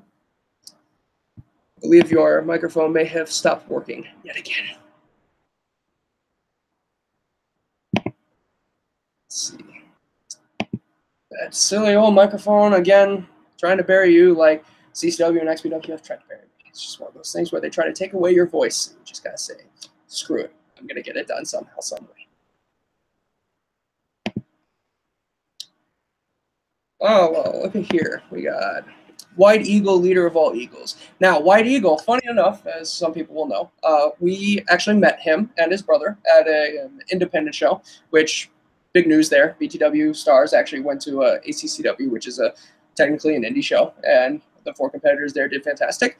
And we met some fans there that recognized us from VTW. Great to meet you. If you ever see us in public, don't be afraid to come up and talk to us. I know that my star power is a little intimidating at first, but y'all are cool. Come talk to us. Right? Now we're back. All right. For the moment, anyways. Greetings from the Prophet. I'm sure you know who that is. Prophet. The Prophet? Oh, maybe not. Oh, is that Judgment? Is that Mr. Of course. Clean? That's Mr. Clean? Okay. All right. Well, Judgy, I hope that you're ready for the FTC show featuring DBW and friends to happen because, well, as soon as we get there, it becomes our show. Good to have you here, bud. So anyways, what I was trying to say before my microphone decided to cut out again, my apologies to everybody for issues, but technical problems, you know, can't do much about it. Anyway, what was your thoughts or your overall take from Best in the Yard 3? I've heard from a few other people that you had a lot to do with the show behind the scenes. So, well, the only thing that I realistically didn't do was book the venue because I wasn't in town and I couldn't do it because, well, I'm not from that area. Other than that, though, I tried to keep the show running. I would continually grab the camera and make sure someone was filming. I made sure the music would work. And this is just something that happens not just at Best in the Yard 3, but every show. That's why whenever I go on and on and on, and I know a lot of people think I ramble, but I go on and on about being the hardest working man in BYW, is because I try to make the shows work. Now, as far as Best in the Yard 3 goes, I feel like I was one of the few that actually tried to, get this, promote the entire show. I didn't want the show to be just about one match. I wanted the whole show to succeed, because when the whole show succeeds, everybody benefits. Now, I wasn't, and I know this question may come up now or later, the whole Cameron and Cage thing and the whole controversy of people feeling a little bit salty about it. I didn't, because it brought in a lot of business. Novin and I went on right before Jackson and Cage, and we benefited greatly from it. I gained a lot of followers and yaws and a bunch of stuff from all the fans watching at that point. So Right. I'd say the show was very successful. And I feel as though a lot of people were in the match and in the events, in the event itself, to be there, to be at Best in the Yard. Best in the Yard 1 was about the nostalgia and about the moments of meeting all these people for the first time. Best in the Yard 2, for some weird reason, became the show of, I want my match to main event, and I'm just going to keep trying to steal the show, and I'm just going to do this, that, and the other. Best in the Yard 3 finally felt like a show, a pro show, where everybody was putting in their 2 cents, more like $20. They were putting in their all to try and make this a show. So as far as everything goes, I may have handled some of the semantics and some of the hard labor. The only thing I didn't, other thing besides the venue, was I wasn't able to help set up the ring, because yours truly, again, works every Saturday morning. Couldn't do it. So other than that, I helped unpack it, or undo it, and then put it in the U-Haul, along with a couple of other people, including FTC and Shaw. We put it in the U-Haul. We just took it out of the U-Haul while a lot of people were standing around. Love you guys back then, but how dare you just sit there and watch other people do the work. We took it out, and we put it out, and we then drove the U-Haul over back to its facility. And it was just a lot of work that went into it that I guess I was just meant to do, that we were meant to do. But I'm not sour about it, because we made the show that much better by some of the behind the scenes, the BTS, spoiler alert, that we did. Excellent show, excellent matches, so on and so forth. Beautiful stuff. 10 out of 10, would love to see it again, which we will this year. Right. So Judgment said you shut your face, and then smiles. Oh, Judgment, you know that I'm not going to shut my face. I'm one of the biggest motor mouths in BYW and wrestling today. And if you have a problem with it, shine up your head, shine up your boots, and let's go a few rounds there, kid. I can't really call you a kid because you are from the retirement home. Let's go a few rounds there, Mr. Clean. So I can't just skip past a certain thing that happened at Best in the Yard 3 before I move on from talking about Best in the Yard 3. You, of course, were there firsthand, front row and center, when Big Time Mike's career did come to an end. Yeah. So, from your perspective, what was that, how to put this, what was that experience like? What was that time like for you and Cam to be standing there watching as Rick Rios pretty much finished off Big Time Mike, I guess you could put it, right in front of you? Before I get emotional again, it was a time that we didn't expect. We didn't expect Mike to put his whole career on the line for one man. We didn't expect Mike to put it really all, his livelihood, on the line against Rick Rios. Now, Rick is one heck of a competitor, a top guy without even knowing it. But we didn't think that Mike was gonna do that with Rick Rios. We had always talked about going out on our own terms, together, riding a limousine, kiss, stealing, jet flying, whatever other comparisons you want to drive there. We all thought we were gonna go off together, and then he went and did what he did, and Rick made him pay for it and whacked him over the head with a steel chair. And once that whack happened, shot heard around the world, and Rick walked off, not even able to look at the work that he had just done. That 10 count sounded, the bell rang, and as you saw, we collapsed, tears streaming down our faces because we couldn't believe it. Sometimes I still can't believe it. It finally happened. Somebody had actually been put down. And on such a big stage as Best in the Yard, it just wasn't the man that I was expecting to be taken down. So, emotional is about only a fourth of it. Rest of it, though, it was a heartbreak. Major heartbreak. Off of that, Kim does ask, hey, do you know who clogged the toilet at Mr. and Mrs. Big Time's house? Well, as far as that story goes, yes, I may have had a hand in accidentally, and I do mean very much so accidentally, having an issue with Big Time and BTP's toiletries and their bathroom, and I tried my best, but they didn't have a plunger, and well, after I tried my best, I did what any sensible man would do, and I got the heck away from the scene as far as I could and fast as I could. And to hear her scream with such vindication in her voice, to hear her scream with such inflection and ferocity, I almost drove home that night without Cameron and Kevin in the car. But how do I feel about it? I feel bad, and I owe them. That's all I'll say. All right. So now I'm going to get back to the few other questions that this Tim Pilgrim sent me.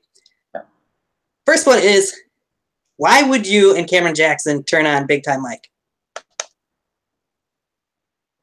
Turn on Big Time Mike's what, lamp or like his lights or his car or anything like that, just to help a brother out. Never did anything to Mike. Timothy, you are now on the what we like to call the FTC Chop Shop. Well, you know what? I'll save that reveal for a later date. Just know that it's not good and that you are a stupid son badge, and I hope that you step on Legos barefoot. Unbelievable. Still getting accused of things that we didn't do. Ridiculous. So he would go on with, why do you refuse to tell the truth? Are you a coward? Why not be a man and embrace what you did to Mike at reunion? Embrace what we did? Embrace is what we did. We embraced Big Time Mike. We gave him a big hug, raised the hands. We all raised the hands. We didn't do anything. And for you, Timothy, I am sure your mom is really proud of you, to come and say that to me. I'm sure that you've said the same things to Cameron. Shiesty, trifling, to quote somebody that I simply don't like. You are, without a shadow of a doubt, what's wrong with people nowadays to say that we would do such a thing. We don't turn on blood. No, we don't do that. We have never done that, nor will we do that, because you, along with the rest of the world, would like to see that, wouldn't you? Maybe that's what it is. Maybe all of you just want to see it happen. Not going to happen. Not on my terms. Not on Cameron's terms. He would go on from there. If Mike did something, why not handle it in a private setting? Are you jealous of the success brought on by a part-timer and Big Time Mike? There was no issues. There have never been any issues besides maybe the toilet thing, but that doesn't cause breakups. There was no problems. There was nothing. We just went out, won the #1 contenderships, and we're going to VTW Mania 2018 to face the Bad Sons for the Tag Team Championships in a dream tag team match for the ages. We embraced Mike and we left. Now, I can't. Unbelievable. I won't have a mental breakdown here today. I won't. Stress ball, take me away. And his last few questions, how does it feel to know that your own brother, as in Big Time Mike, refuses to attack you both, you and Cam, and bash you, but still wants to make up? Does that make Mike more of a man than you are? What? Again, to answer this and any future questions, never happened. We don't need to make up because we are made up. We've been made up since Best in the Yard 2 in the main event when we came together. It's been like that for years. And for people to continually try to break us apart like they are now, insufferable, unconstitutional, SO9, 10, 11, and so on and so forth.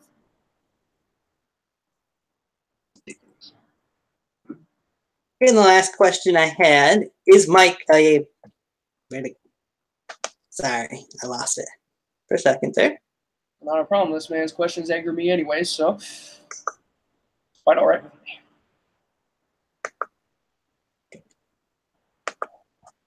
All right. His last question was, is Mike a bad person? Is that why you and Cam turned on him? Person? What? Listen.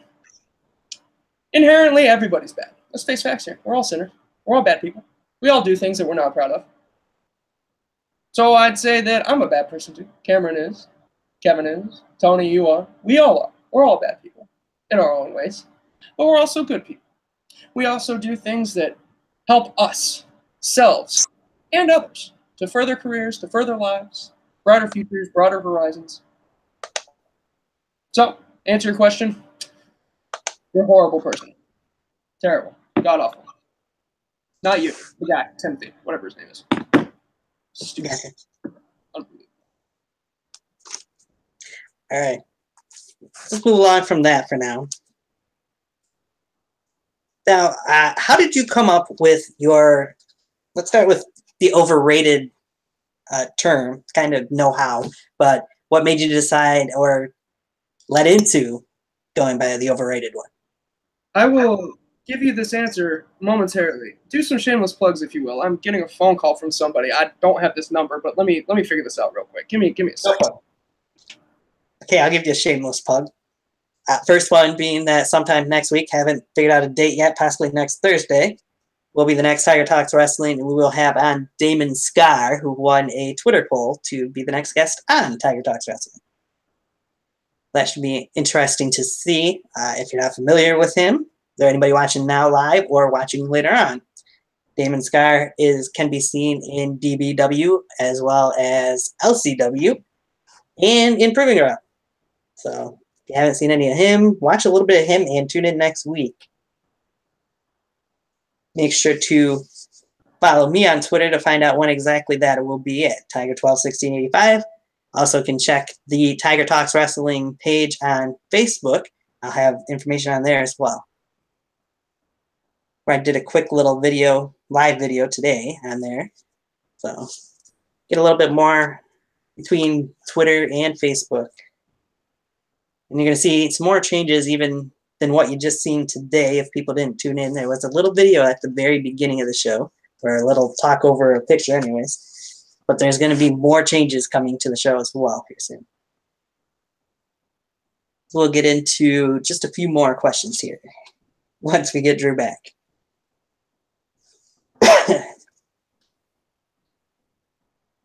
All right.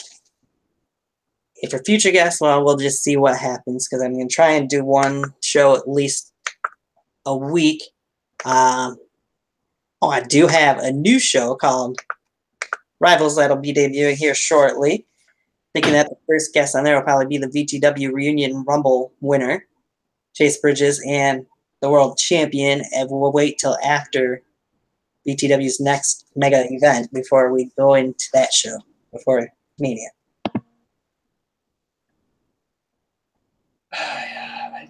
I do apologize for that. That was strange. I don't know. They didn't pick up again when I tried to call them back. It's weird. Anyways, as we were talking about the overrated thing. Okay. Yes. Long story short, a video was posted in the year of 2014 of the top 10 most overrated wrestlers in BYW. Guess who was number one on the list? Pudgy, you. I didn't do anything, and yet people were hating on me. I didn't do anything wrong. I was the picture-perfect goody-goody two-shoes, and yet I was overrated. So what I did was I said, you want to call me overrated? Fine. I implemented it into me, my gimmick, my theme song, and I made it cool. That's where the overrated came from. It came from a hater, and I made him a loser because I became the overrated one, and it became overrated. I'll give them this cheap little plug since they said it here and it didn't pop up till after you came back on. APW says, while Drew's coming back, remember to tune in to the APW channel Friday at noon to see part 4 of Jason Walker's reality series. I'll give him a little cheap plug there. Little cheap plug. That is A-okay by me.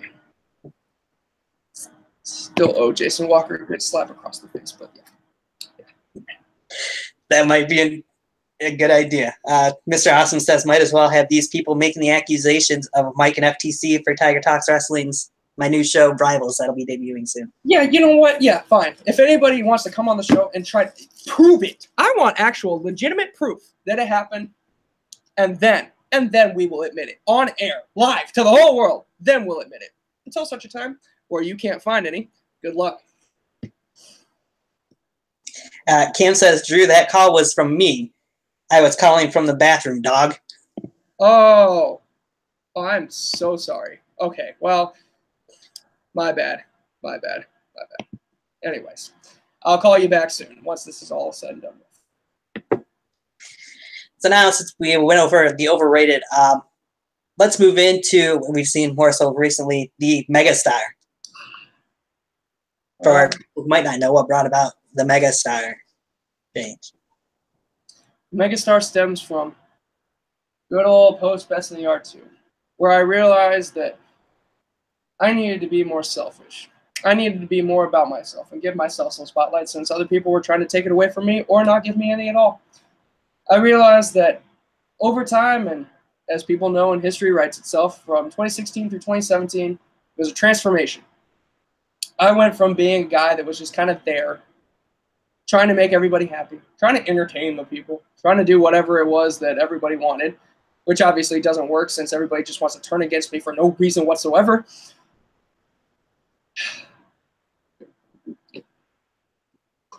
Anyway, we went through a lot of phase changes, a lot of ups and downs, people becoming more and more popular, and well, as any knowledgeable sports entertainer will tell you, in order to keep up with the time evolve. Now, I had been DH&HD, which is a big deal, big name, but it doesn't click with people much anymore because they were all about, at this point, wrestling. They like the wrestlers. So what I said was, you want wrestling? I'm Wrestling's Reckoning. And after I became Wrestling's Reckoning, I realized that being the Reckoning meant that I wasn't going to be everybody's wrestling purist. Oh no, I was going to be a star, a superstar, a TV star one day even. But being just a normal star isn't good enough.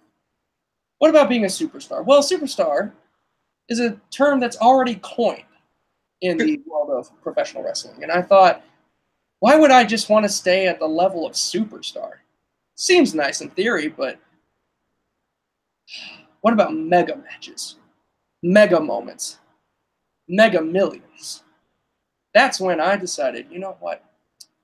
No time like the present then to call myself a 10-year-plus veteran of BYW, somebody that's proven himself time and time again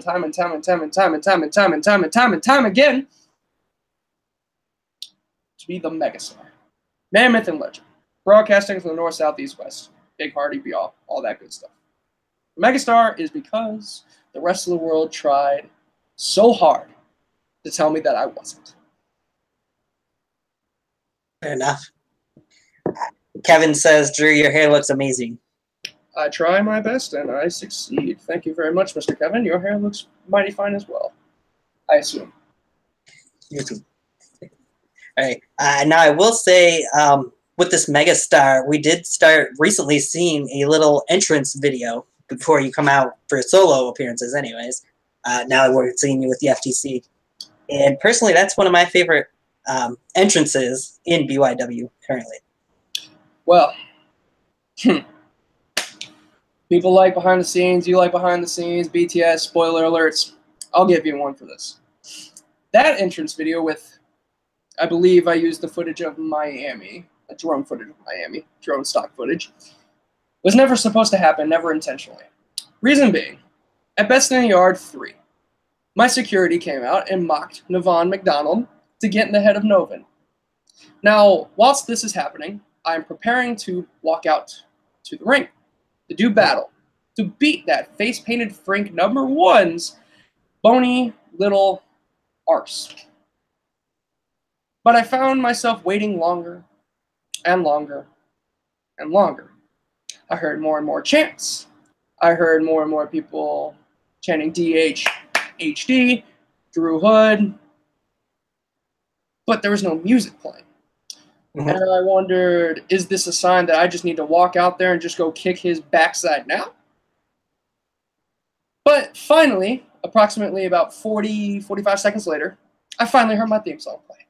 So I walked out there and thus begun that fight, which had a lot of people's stamp of approval, a lot of people's underrated dark horse match of the night, which very much so appreciated for that. They failed to hype up my entrance properly. So I took it upon myself to grab the footage, put together a little intro for myself, and boom, Megastar's entrance was created. All simply because, and again, I had to do it for myself. That's how that originated. Still, yes, one of my favorites as well. And I miss it, and we might implement it into the FTC. You never know. Be interesting. So, speaking of theme songs, what have your theme songs meant to you over the years? We've seen quite a few different ones for you. Unfortunately, like sadly, a good portion of people nowadays, they can't seem to find a theme that sticks to them. Right? I used to be that way. I can't even tell you how many songs I've been through since 2008. It's been a lot.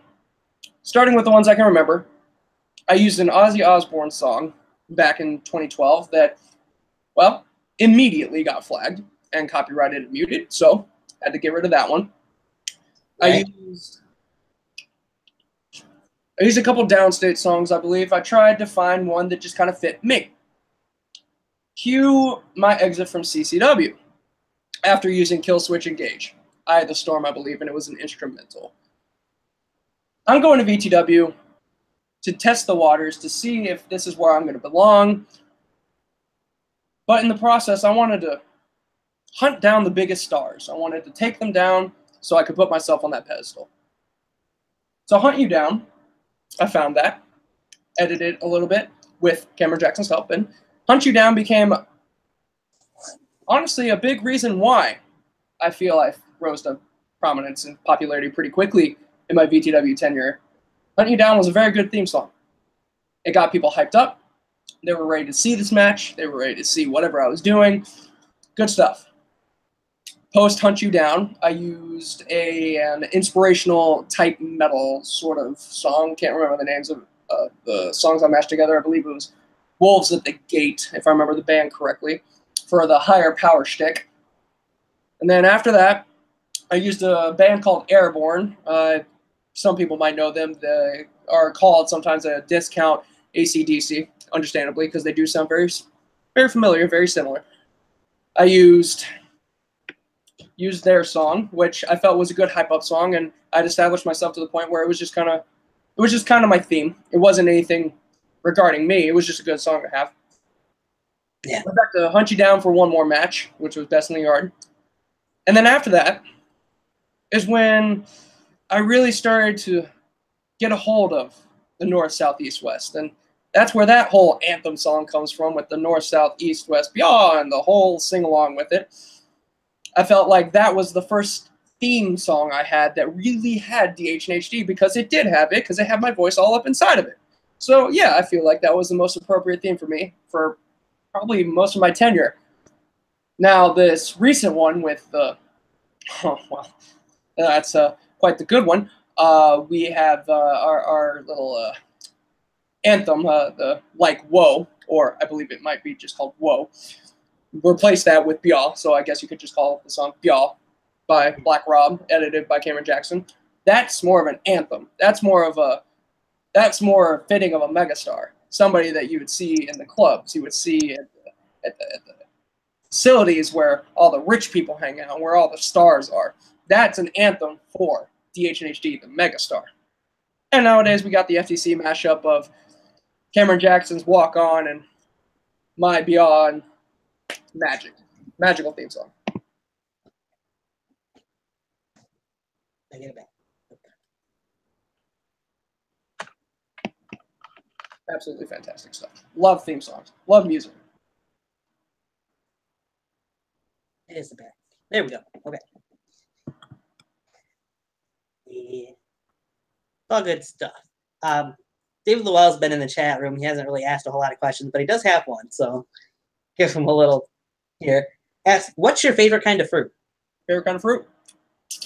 Well, seeing as I have a bowl of strawberries and kiwis right here, I'd have to say kiwis are pretty good, strawberries are pretty good. Like myself a good apple. Bananas. Yeah, I'll stick with some strawberries. I like me some strawberries. Can't do the whipped cream on them. Diet doesn't allow that. So strawberries it is. Plain old strawberries. Still like a nice seafood dinner. So for people who may not know, where did the term "biah" come from? A lot of the youngsters won't understand this, but that's a-okay. One day, I was just, as I usually do, perusing YouTube. And I found something very interesting. I found an old political speech from mid-2000s, I believe. The man's name was Howard Dean of the Democratic Party, and he was running for president. One of his speeches, he starts to give really hype. He says, we're going to go to Vermont, we're going to go, and he just names off a bunch of states, a bunch of places that they're going to go and take over. And then he finishes with, we're going to go back to Washington, D.C. and take back the White House. Ah! It was actually that scream that lost him the election because people thought he was insane, which he very well may have been. But it was that scream that caught me off guard, and I thought, if a scream gets attention, that might be a good idea. But it can't be just a scream. You can't merchandise a scream. That's not possible. So I have to think up a way to make the scream make sense. I have to actually spell a scream. And for some reason, whenever I heard him use it, and then I heard comedian Dave Chappelle use it, I heard "biah" in it. And I thought to myself, biah. B-E-Y-A-W. Yeah, that's it. And once I started throwing that on merch, a lot of people started using it. A lot of people seem to really like that word. Now, they don't use it as much as, say, like a 16 or anything like that, but that's just because you wouldn't go around saying "biah" in public. People would think you're certifiably insane. But whenever we're at crossover events and wrestling events, people love saying "biah," and that's the whole point. I want people to yell at these wrestling events. I want people to give reactions. I want people to get themselves out there and stop being so darn shy. I want people to scream with me and let it all out there. Escape from their own realities. Come join me in a rousing "biah."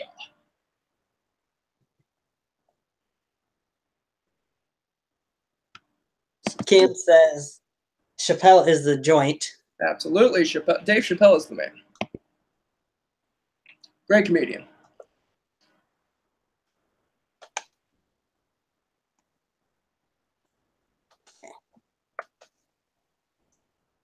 All right.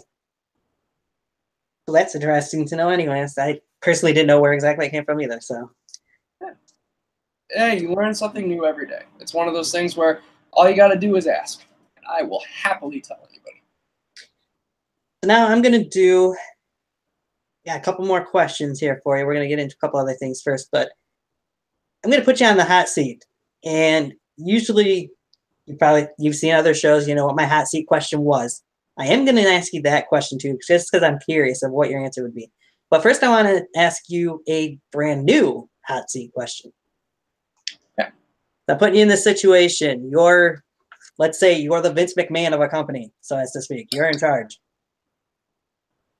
Out of these three names that I'm about to drop to you, and they're backyard wrestlers from other companies, not VTW, I want you to tell me which one you're jobbing, is going to job, which one you'd fire, and which one you would push.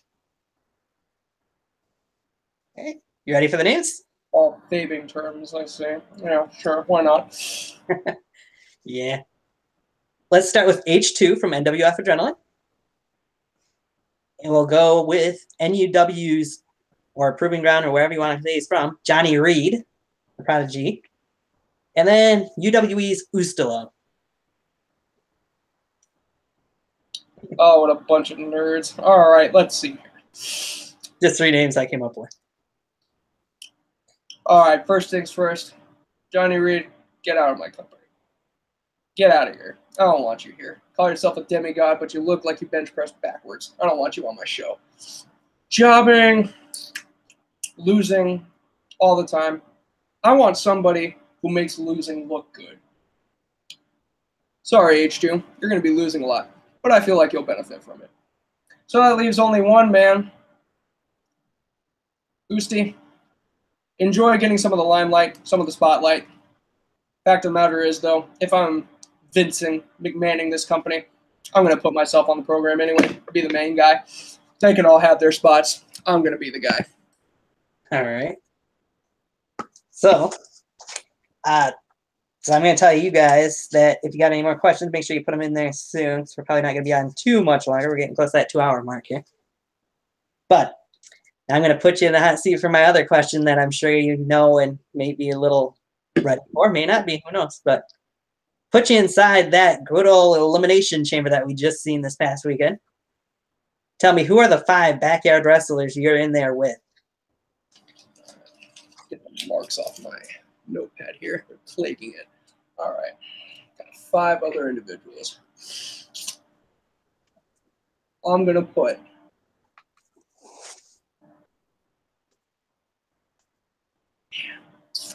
let me put myself, Cameron, Kevin. Ooh, I don't know. Let's piss people off. Let's put Mark Williams. Oh, Who else we got here? Let's throw in. Well, we want all you Marks to come watch the show, so let's throw Cage in there, but he's getting out early. Let's throw in, finally, who's underappreciated like me? Who's undervalued? Oh, man. Who needs some of the spotlight that deserves it? That's the question. You know what? I'm going to throw in David Lowell. David Lowell can come join us in that chamber. nice. Out of those 5 guys, who are you eliminating last to win the match? Oh, no. Well, seeing as, yes, I've been praising them all stream. Sorry, Kevin, you ain't winning. You got to go. But the last man that I would face in that chamber, rematch from Best in the Yard 2. And I think it's pretty obvious that him and I love one another. And not in a weird way. Tony, I hope you realize that. Not in a weird way. We love each other. Uh-huh. Cameron and I beat each other that badly while we loved each other. So what do you think we're going to do inside a chamber to win? That is must-see television. I would agree. Sorry, buddy. Sorry, brother. Yalski's last. So from that, I always follow it up. Gives you a chance to be in a main event of Best in the Yard, which you've been there obviously before. Been there, drew a lot. So who would be the one person you would step in there with, other than those 5 guys you put in the chamber with you?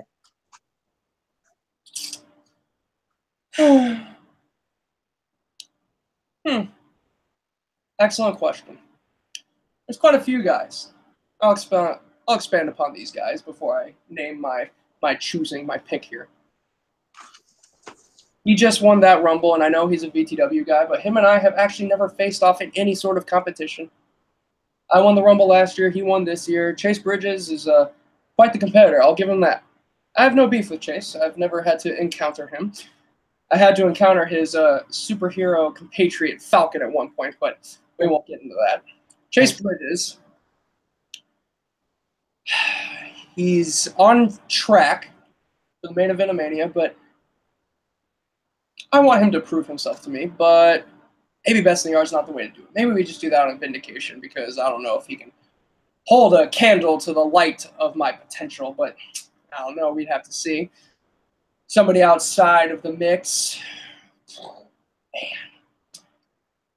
I would love nothing more to get another opportunity to beat Novin. Sometimes it eats me up inside. Sometimes it kills me. It kills me that I failed. It kills me that I couldn't get the job done. Even after taking 2 guitars to the head, still walked away, but not with pride because I got pinned to the mat. 1, 2, 3. Getting another chance at Novin would be good. But do I really want to give him an attention hog, the spotlight of the main event of Best in the Yard? No, I wouldn't want to satisfy him that way. Then you got a guy like, love controversy. I know people are going to love this one. Do I want to give a guy, again, in my own company, that I have never had the privilege, as some of y'all might say, of facing him inside our professional ring? Would I give somebody like Little Dillock the opportunity to be in the main event? I don't know. It'd be a little frustrating seeing as I would probably have to do all the building myself since he rarely shows up, and when he does, he's handed most opportunities. Or do I go against, for some reason, if we have any sort of issues, and a lot of people seem to think we do, maybe I'll try to get my hand at Mike again in the main event. No. I don't want to do that. We're brothers. Why would I ever do that to him? No, I wouldn't want to do that to him. I think it all comes down to what are you going to do? What are you going to do when the lights are brightest? You're the final match on the show. Are you going to pull a TDM and on the entire road to this big show, all you're going to try to hype up is a contract signing? No. Are you going to pull I don't know, are you going to pull an O-show? No, I don't want to do that either. I want somebody that I know is going to make it. Somebody that's traveled from Mid-South all the way up north. I want somebody to match me on the microphone. I want somebody that can actually level the playing field with me. So again, like we were talking about before, like we had mentioned before, and I think Riley or somebody or something or another mentioned in the comment section, I think DH and HD versus that dastardly, awful gamer AK-47 in a one-on-one contest would be a history-making matchup in the main event of Best in the Yard. Because I know that he would walk the walk and most certainly talk the talk. And that's what I look for in opponents. I want him to match me. I want him to try and follow that. And I know he would certainly attempt to. And I look for that from people. I look for the passion. So yes, AK-47. Good pick. All right. I did see there was a question from Mr. Awesome. If you could see any person that either did or did not compete at Best in the Yard, 1, 2, or 3, to be there this year, who would it be if they could be there?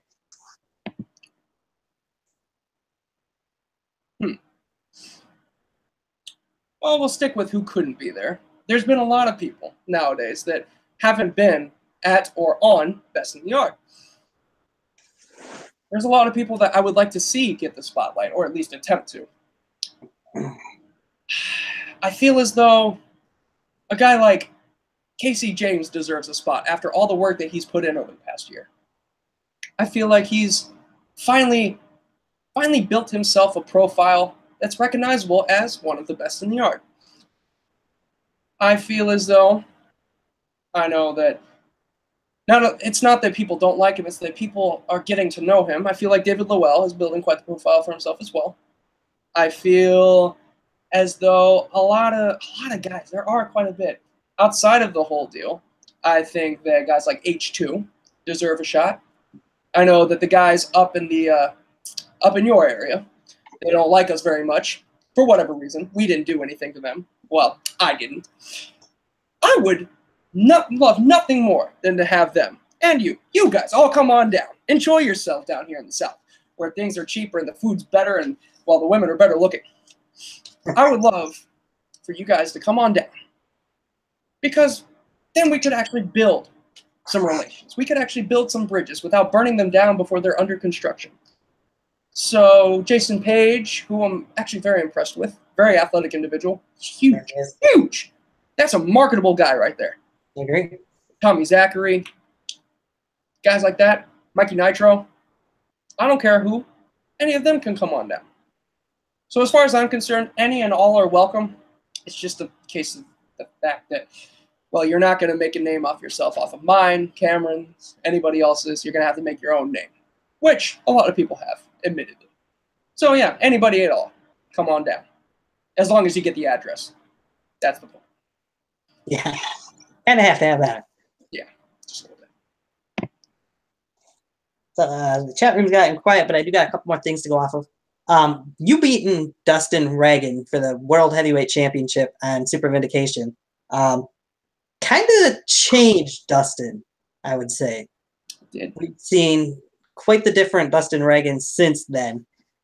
From a crazy, I guess you would say in a way, outlook leading into his brief feud with D-Lock to what we see now with Zach Daniels as part of Alva and Mrs. Daniels, of course.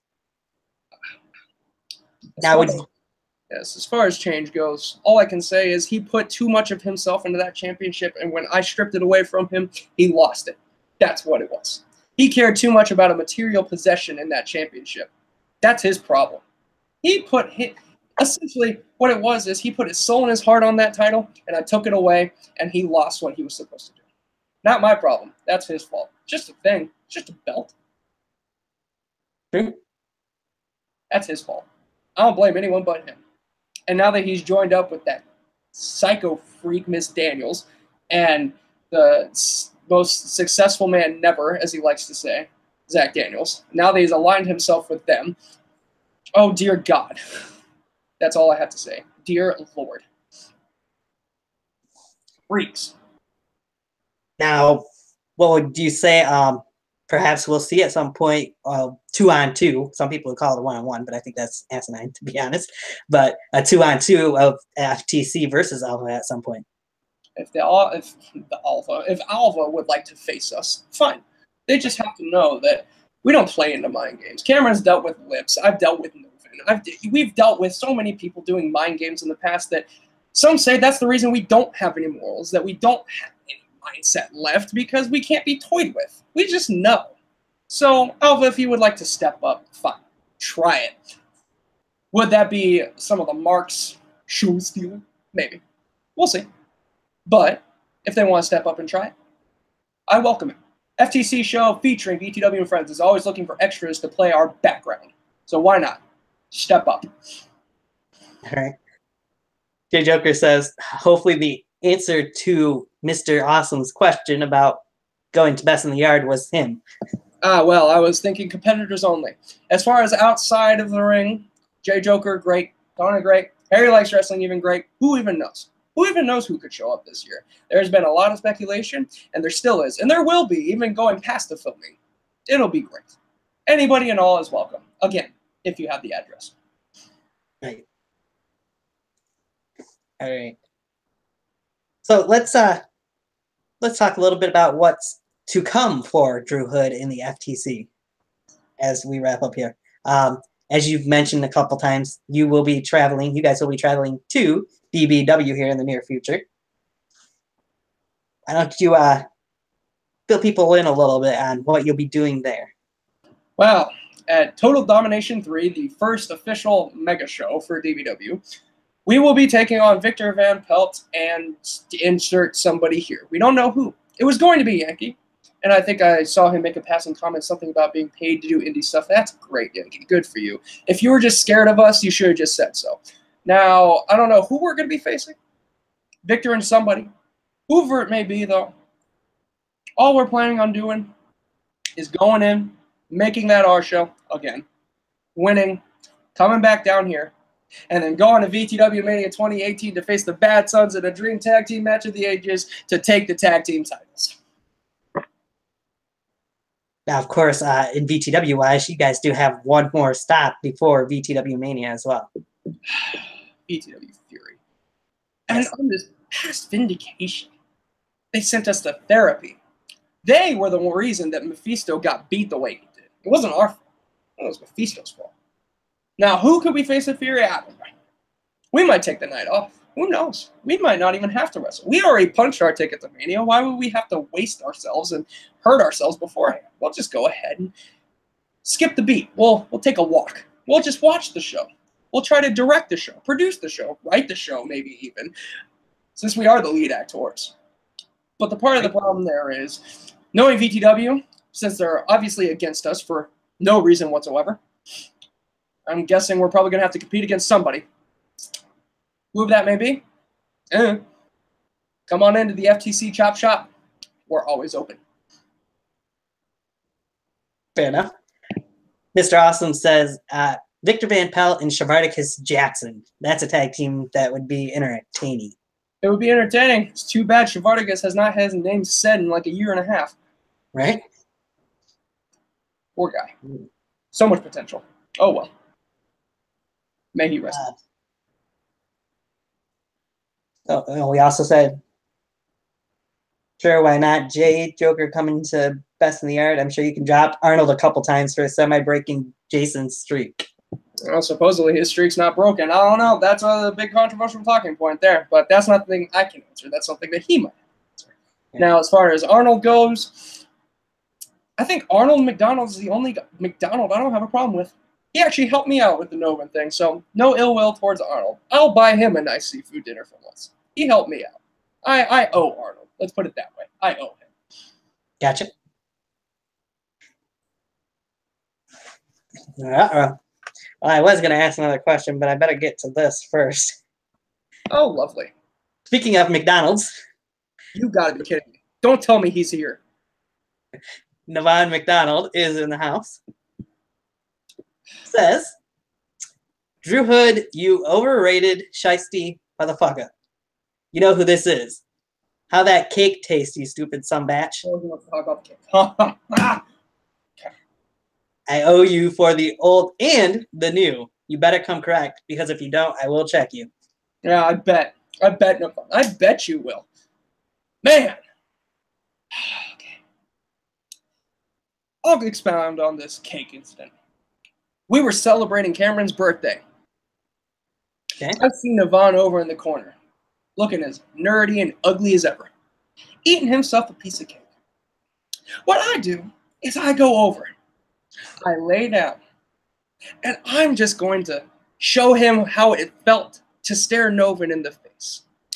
I sit up, and before I can do anything, this stupid sumbitch threw a cake in my face. All over my face, soiled my beard, my shirt, my shorts. So, Navon, you think that you owe me? Oh, boy. Navon, any day of the week that you want to do this dance, I will beat you twice on Sunday. Bring it, McDonald. I want to see it, Navon McDonald. I want to see it. Square up. Follow through. All right? All right, I'm done. I'm not stressing about him. I'm done. All right. Where was I heading from that? Lost all my train of thought from there. That's very good. I'm good. Some people do that. It's fine. Stupid son of a bitch doesn't know his place. That's what I missed out on that question. Usually I ask this at the beginning part of the show, but I skipped right past it.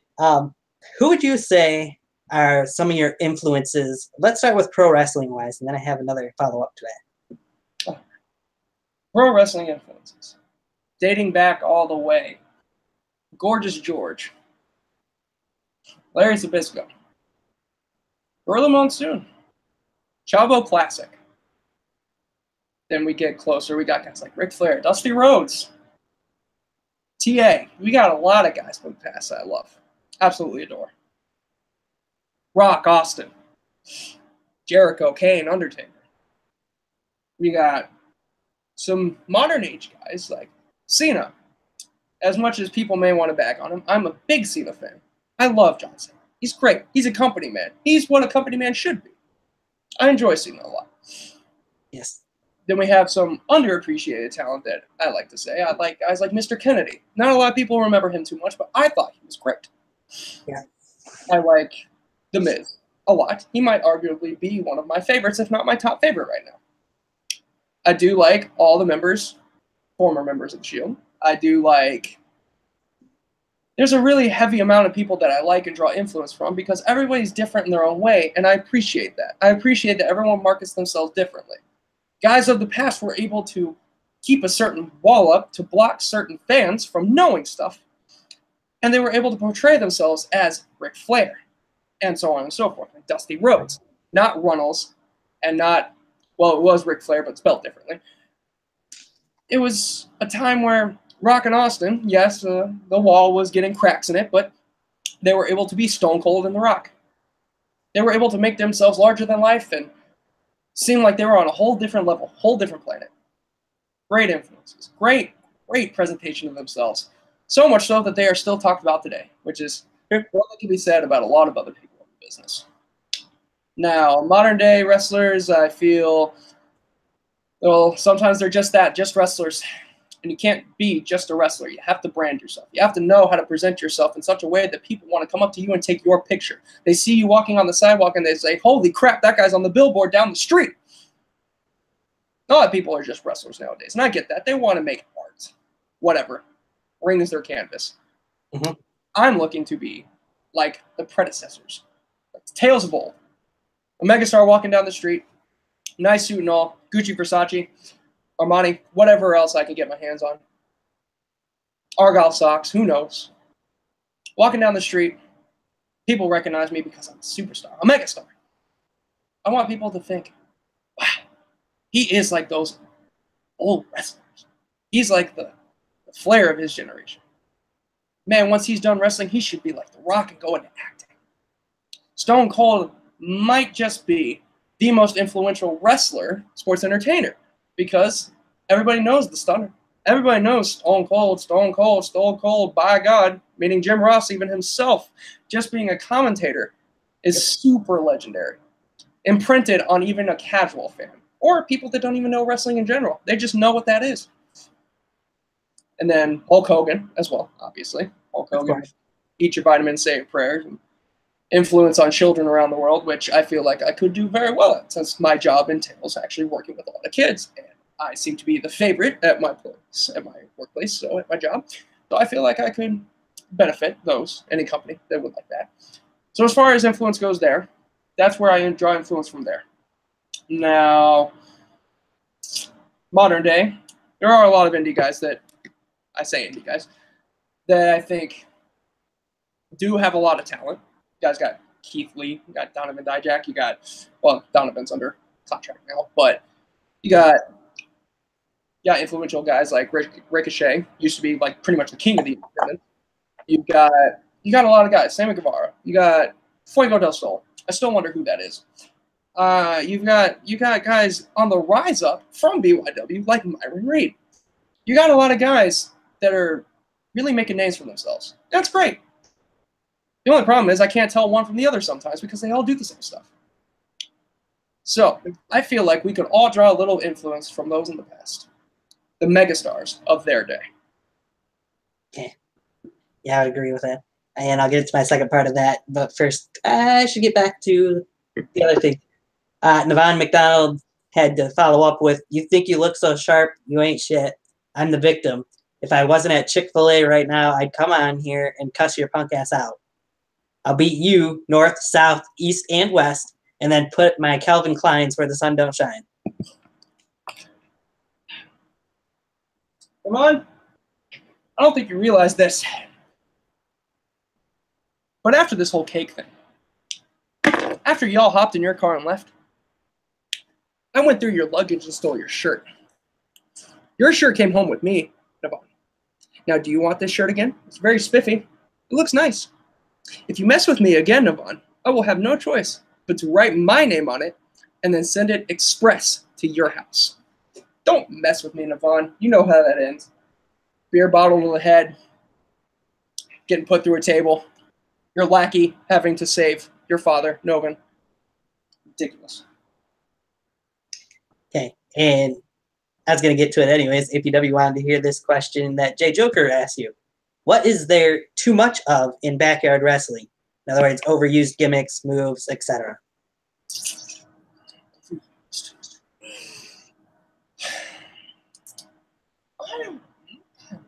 I would struggle to say, because I don't know if there is such a thing as overused gimmicks, characters per se. I feel it's not an overuse. I feel it's an issue of presentation, how people go about showing who they are or who they want to be. If a skinny nobody wants to present themselves as a dark, scary, demonic little creature, all I'm going to think you are is a little goblin that I can squish with my right boot.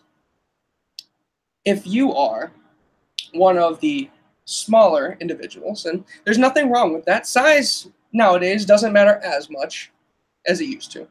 But if you are significantly smaller than someone like me, who stands 6'1", almost 6'2" in a nice pair of shoes, and weighs 220 pounds, and you weigh you're 6 inches shorter than me, and you weigh 100 plus pounds less than me, why would I be intimidated by you? So, I think people need to play to their strengths. And if their strengths are mind games, play up to the mind games. If your strength is being you reserve yourself in a dark corner at the club instead of dancing out front with everybody, reserve yourself or be the dancing party guy. If you're more into horrors and thrillers and you have good editing skills, use it. Do it. Try to freak us out. Some people are very successful with that sort of thing. I've gotten jump scared in BYW before, and that's very rare. But some people have actually done very good jump scares or been very creepy and have actually been convinced that they're freaks. Now, moves, I think we can all agree that sometimes, since some of us are minorly trained in the ways of sports entertainment and wrestling today, sometimes there is a limitation on what we want to do and what we can do. Because, yes, we're sometimes trying to hurt our opponents, but at the same time, the objective is more so competitive. We want to win. We don't want to kill anybody. That's a no-go. That's mean. Why would we want to kill somebody? Right? So sometimes it can be basic. But I think, and this is just a good old personal opinion that a lot of people are probably going to be mad about, I feel that I made a boot, a kick, a good finish again. Not a super kick, but a boot. Drove my size 12 feet into people's faces, named it the Bia boot. And now all of a sudden, everybody just wants to do flying kicks. Now all of a sudden, everybody wants to do bicycle motions. Now all of a sudden, everybody just wants to... That is one of many reasons why people irritate me. If you want to be like me, just say so. And I'll just add you to my security team or my fan club. Simple as that. Now, I feel if somebody, say a Bruce Bishop, a 6'5", 300-something, huge guy, is doing power bombs, why in the world are we having some sort of vanilla midget doing power bombs around here? How is that impactful? That doesn't hurt. That's just taking a normal fall. Now, Bruce, on the other hand, he'll kill you with that chokeslam. Just ask Cage. I'm sure his spine is still out of alignment after taking that 50-foot chokeslam from Bruce. I would imagine so. But as far as overuse goes, I don't know if there's an overuse of gimmicks. I know that there's always been controversy about how many people are trying to be dark. It just depends, to me, on how you portray it. Moves-wise, we could do a little bit better without people trying to take the most famous of moves. Black Toe Splash being a pretty prominent example of my brother CJE. A lot of people started doing splashes once he made his famous. Put it on a t-shirt even. It's one of those things where just do your own thing. It's hard, but finding a new move or even creating, seen that happen before, creating a new move, it'll get over a lot better than you just taking what someone else has done. I would agree. Seen that from a few different people, so. Exactly. But yeah, good answer to those.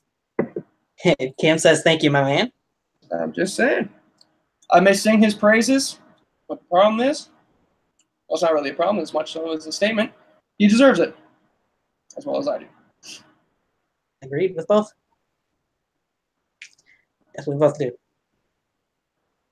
So, yeah, I haven't seen any other questions pop in there, so I think I'll give them 2 more minutes, and if anybody's got any last minute questions, go ahead and put them in there. Is there any other experiences that you want to mention before we go off the air here, or feuds, their rivals, or whatever? Past is the past. Things happen. I said some stuff that I know people were not happy with. Dustin almost about killed me when I revealed that certain bit of information about his personal life on an episode of Vindication where the FTC took on Dustin Reagan in a 3-on-1 handicap street fight. I cannot remember what Vindication that was. It was a good one. It was before Turbulence. No, Thanksgiving Thunder. Before that show. Should watch it. Great. People get mad at me, Cameron, other people, about things that I say. Just understand that what I say is just how I feel. If you don't speak your mind, then, well, you're not being yourself. That's my problem here. Now, as far as feuds and rivalries go, everything's good. Everything's great. I make it all feel like prize fights, and I make it all feel like a big deal. And I don't have to do so with excessive cursing. I don't have to do so, not all the time. Sometimes I do, but it's just to prod a little bit, just to get the best out of people. I don't have to use family. I don't have to do all these cliche things, like if it's a redneck, I don't have to call them inbred hillbillies. No, that's unoriginal, cliche, stereotypical. I'm smart. I'm calculating. I can be clever. I think that's what people underestimate about me. They know that I look for the little things. I don't care about the bigger picture. It could be the most basic thing in the world. That's fine. But I look for the small details. I want to know each and every little thing about who I'm facing. And that's why, whenever it all comes together, it feels like the big fight. Because I know how to get under people's skin. So good. So well. Irritate everybody. Make them upset. Make them mad. And ready to fight it out. Now, let me think here. Anything else? Aside from following me on Twitter at DH_in_HD_.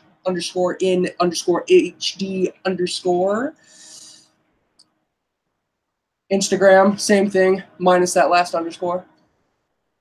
Not going to give y'all Snapchat because I don't want any pictures of what I think y'all would probably send. YouTube, simple, VTW Wrestling. Can't miss it. It's the only thing that pops up. Oh, shameless plugs. Oh, Best in the Arts 16 coming this year, but more importantly and more so close, besides Total Domination and VTW Furies, VTW Mania, where we're going to take the tag team titles from the Bad Son. Right. Yeah, just watch everybody's content. Just enjoy it. It's not going to be as good as my show, but enjoy it. Enjoy it while it lasts. Have fun with them, and then all y'all can be marks and watch my show and enjoy it. That sort of thing. And enjoy it with the people that actually want to make the attempt to be there. All right. So, perhaps the last question, unless we get another one here while you're answering it. David Lowell says, Drew, how do you feel about moves being used in tribute? I use a Black Toad Splash in reference to my time being one half of Team Sweet 16. Now, there's the thing. And after hearing his Team Sweet 16, Lord, I know that's Lowell. Now, in tribute, as long as you're a tag partner or associated with them, I get that. Stealing someone's finish, I love that. I love that nonsense. It's great. I get it. Because you're his partner. You're one of his best friends. So, it's not stealing. It's, as you said, it's a tribute. It's showing that you're one with Cameron. That I am okay with. It's just taking for the sake of taking. Because it was popular when he did it. So now if I do it, it's going to be popular. That's my problem. Gotcha. And there's nothing else there. So with that being said, give you any last chance to say anything else that you got on your mind here. Anybody and everybody that wants a challenge, step on up and you will get shot down immediately, but it is going to be your opportunity to share the ring and the moments with the megastar that's going to make you big, kids. I am the star-making factory, and no, not talking about the wrestling maneuvers. I'm talking about the superstars, but they will never hold a candle to the light of my potential that is the sun, the megastar. If anybody wants to step up for Best in the Yard 16, I dare you to. Because Lord Almighty knows, God knows, with the T at the E-N-D, I am more motivated than ever for this year, for this Best in the Yard. And whoever tries to step up, whether it be a KBW guy, whether it be an NUW guy, a DBW guy, maybe even an NWF Adrenaline guy, who even knows what it's going to be? Whoever it may be, just know you're going to get squashed. Maybe somebody tries to challenge Cameron and myself. If it's a team that wants to try and step up to us, fine. Welcome to the FTC Chop Shop. You're going to get chopped up and served on a silver platter back to your family with your broken pride on the side.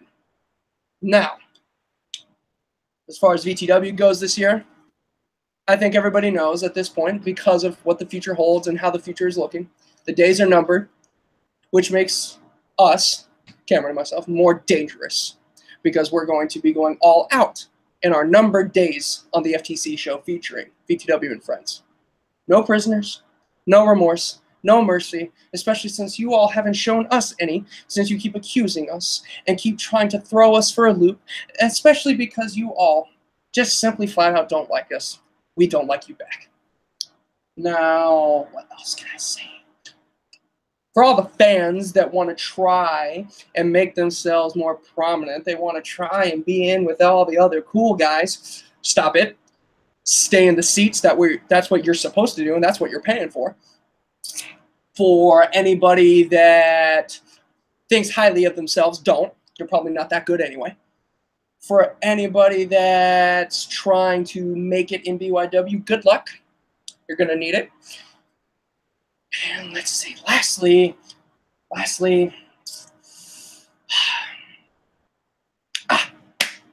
my favorite portion. This is what has been on my mind and a lot of people's minds lately.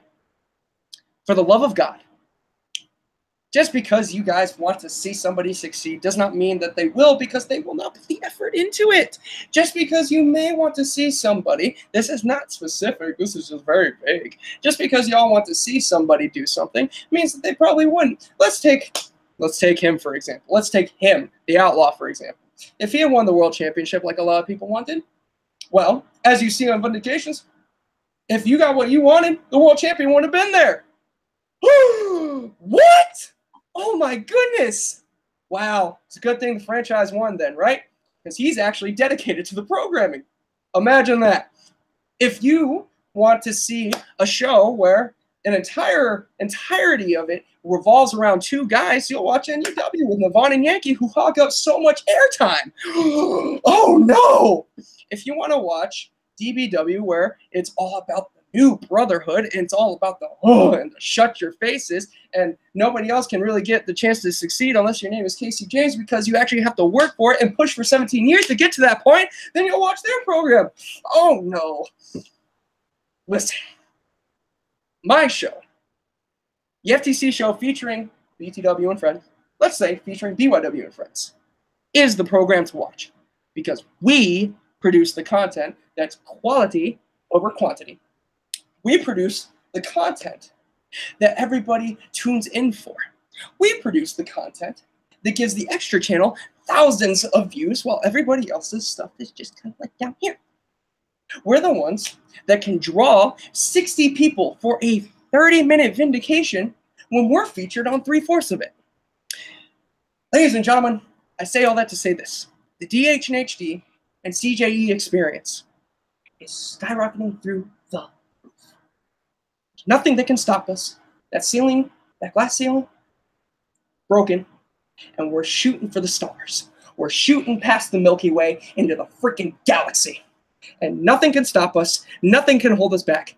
We are the best, and we are going to prove it this year. And then once we go into the professionals, once we get on TV in the future, you will all know that nobody in the world can follow that. All right. So with that, before I sign off here, I'll give myself a little plug before signing off too. But Navon McDonald does say, I can't hear anything you're saying because I'm in the mall, but I'll give credit where it is due, DH. You're one of the best to ever do it. Great advisory, and I can't wait to choke the life right out of you again. Love always. Well, Navon, I'd give you the same compliment, but can't, because I wouldn't mean it. Stupid son-batch. You know you're rifling an AF. I hope he loses his wallet in that mall. All right. No, Navon, you're great. Number one. Not really. All right. Lose your car keys. So anyway, from that, my little cheap plug here, we'll be back sometime next week. Haven't figured out a day quite yet. And the next guest on here will be the guy that won the Twitter poll. Oh. I'll get to that in a minute. Damon Scar from DBW will be the next guest here on Tiger Talks Wrestling. That little emo goth kid. Yeah, you know what? Him too. He can come to Best in the Yard, and he can see how real men do it. There you go. He was on the prediction show recently, and people seem to enjoy seeing Damon, so we'll have him on. He'll be an interesting soul. You know what? I like that kid. I just wish he didn't look like something out of Ramstein or like, you know, God, just metal. New. Right. Good kid. But as I mentioned before, just follow me on Twitter or go to the Tiger Talks Wrestling page on Facebook. Either one of the two will tell you when exactly that show will be.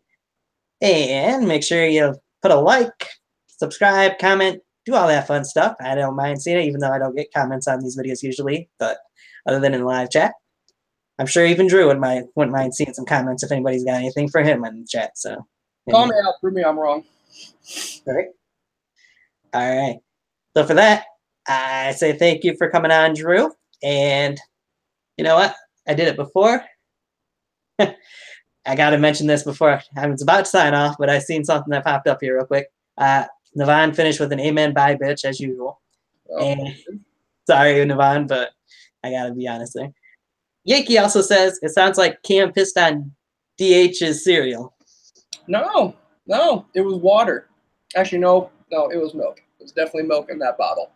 Yankee, listen, if you're sour grapes, shouldn't have just backed out. If you're scared of me, should have told me.